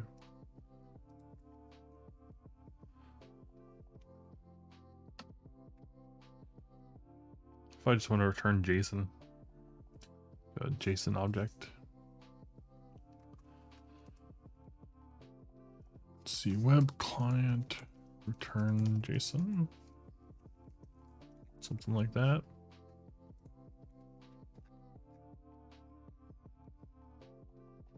What's great about the web client is it returns a flux. If your project was reactive, you wouldn't need to block the thread for this IO. Okay, that's why you see some complex handling. Yeah, I'm a little bit familiar with Flux from a project I did a while back with Kafka, but definitely haven't seen it in this context. Yeah, I didn't, and I didn't install the reactive stuff.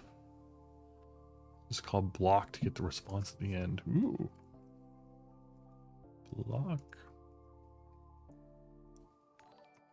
Hey, thanks for the follow. I don't know. I heard a noise. Let's see, body to mono. Yeah, I don't really care about flux. I didn't see a block. Await the body and then block. Seems like something I should be able to do.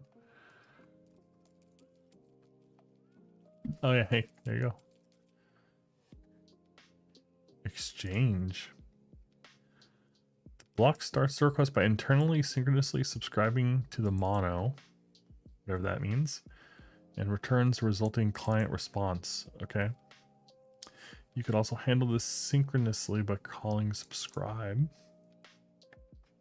Okay, on the mono. Returned by exchange. Exchange is weird, isn't it?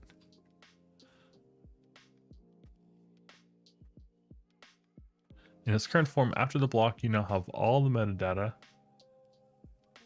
about the response and a client response object, including success status. Okay.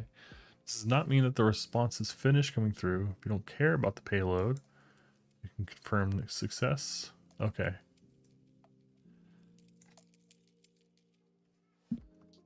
Exchange is an interesting word.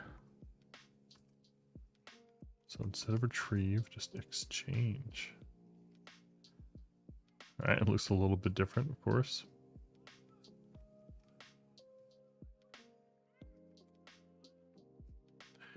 Yeah, exchange was deprecated. Let's see what was deprecated in favor of.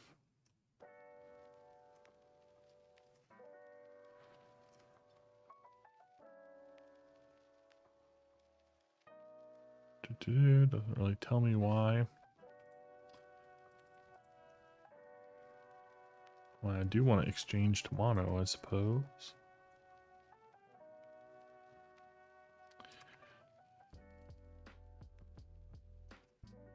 Hey, there's my response.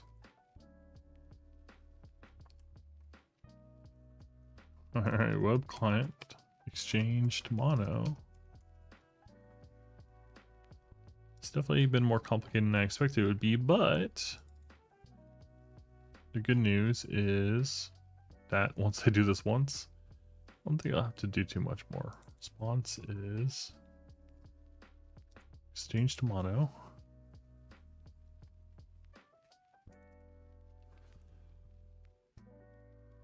Body to mono.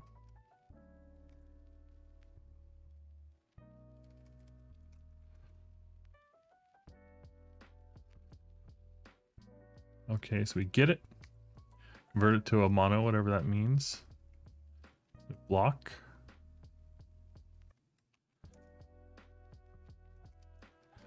All right, let's see what we got here. We got an any.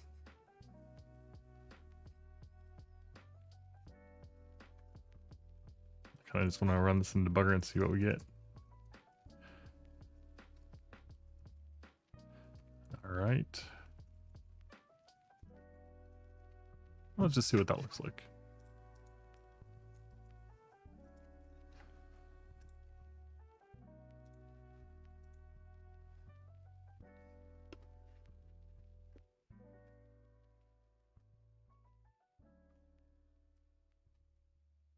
Oh, thanks for sharing that web client. It's good.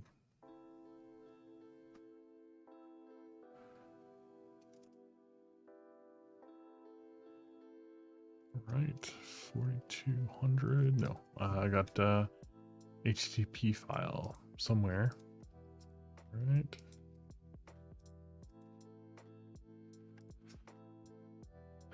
So get the client, and do the get. We're going to exchange to mono, whatever that means. So Bronson, question for you. So is reactive like just the way of doing things now? Is that like where things are going? A hash map, huh?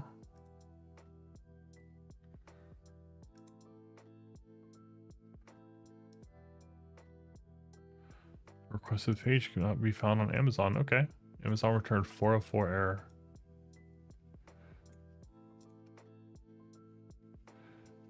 See, well, I didn't paste a real ID, I don't think.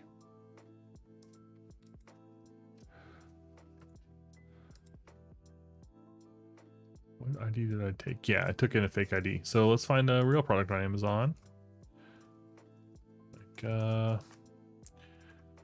Amazon Ergo.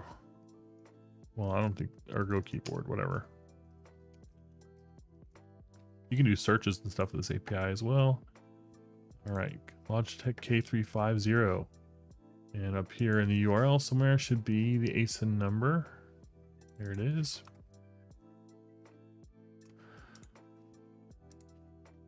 So in my web request, I just changed that ID and now we should get a real product.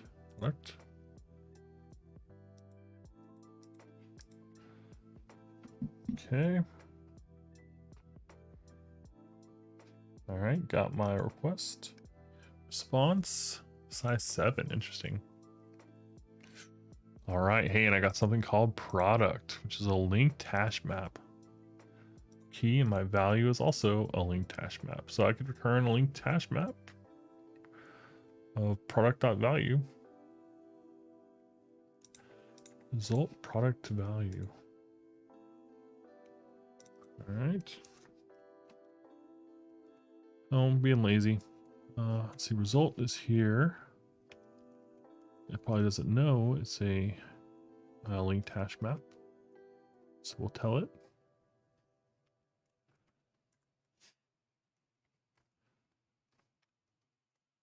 String and string.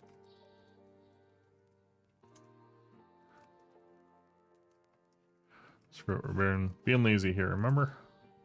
Okay. And at product. Is that right? Okay. Yeah, that's where things are going. It's recommended now, but I don't see synchronous going away. Familiar with Flux Mono. I don't mind doing things the async way if that's the way things are going. Oh. I just want to be doing... I don't want to learn things the old way, for sure. If I can help it. Alright, so this is totally being lazy and unsafe. You should never do this kind of thing in production code. Let's do it.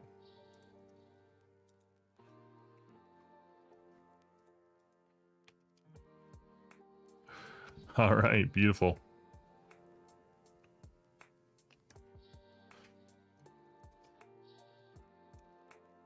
So, here I was returning a product. So let's go change product. And be very lazy. Say product ID, and we'll just say all products have a linked hash map.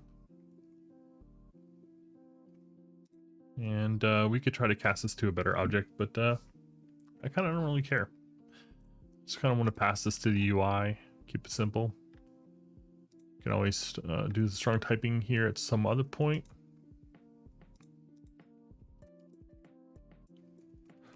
Linked hash map. Let the UI deal with the problems here.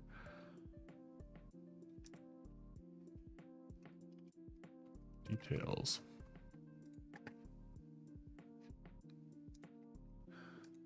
Oh, is it going to work?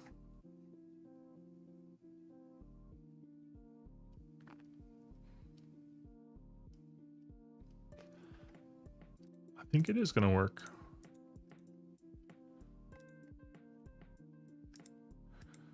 Okay.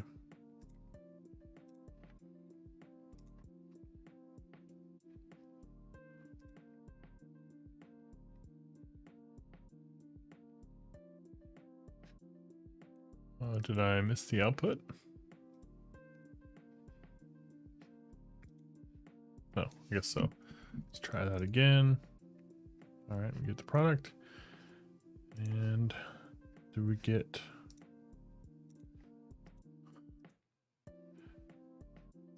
response? There it is. I always forget how to see the output here, so I'm just gonna run it one more time. Okay, services is where the output comes. There we go.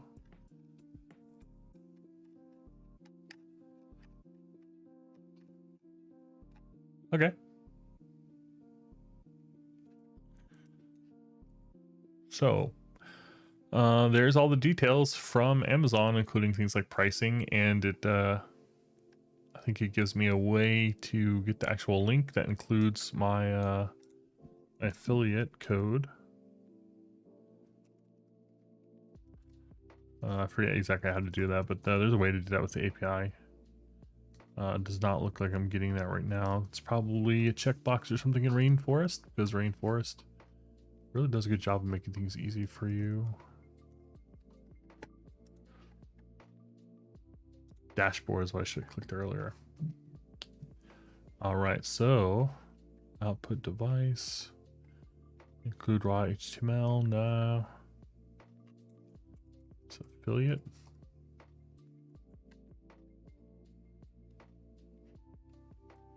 Associate ID.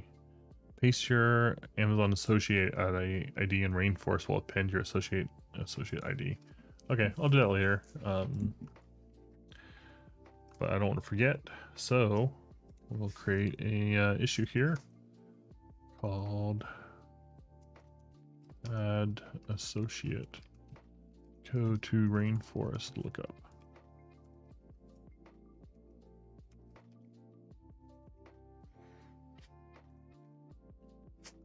All right, ticket created.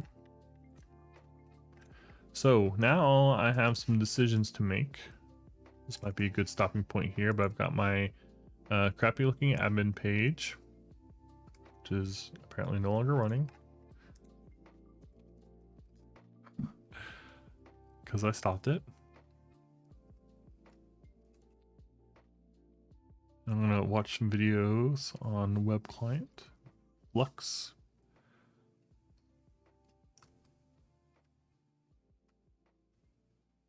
Any day now, Angular.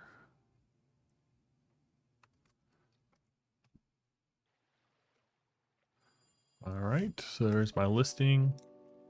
So when I add, if I add an ASIN number,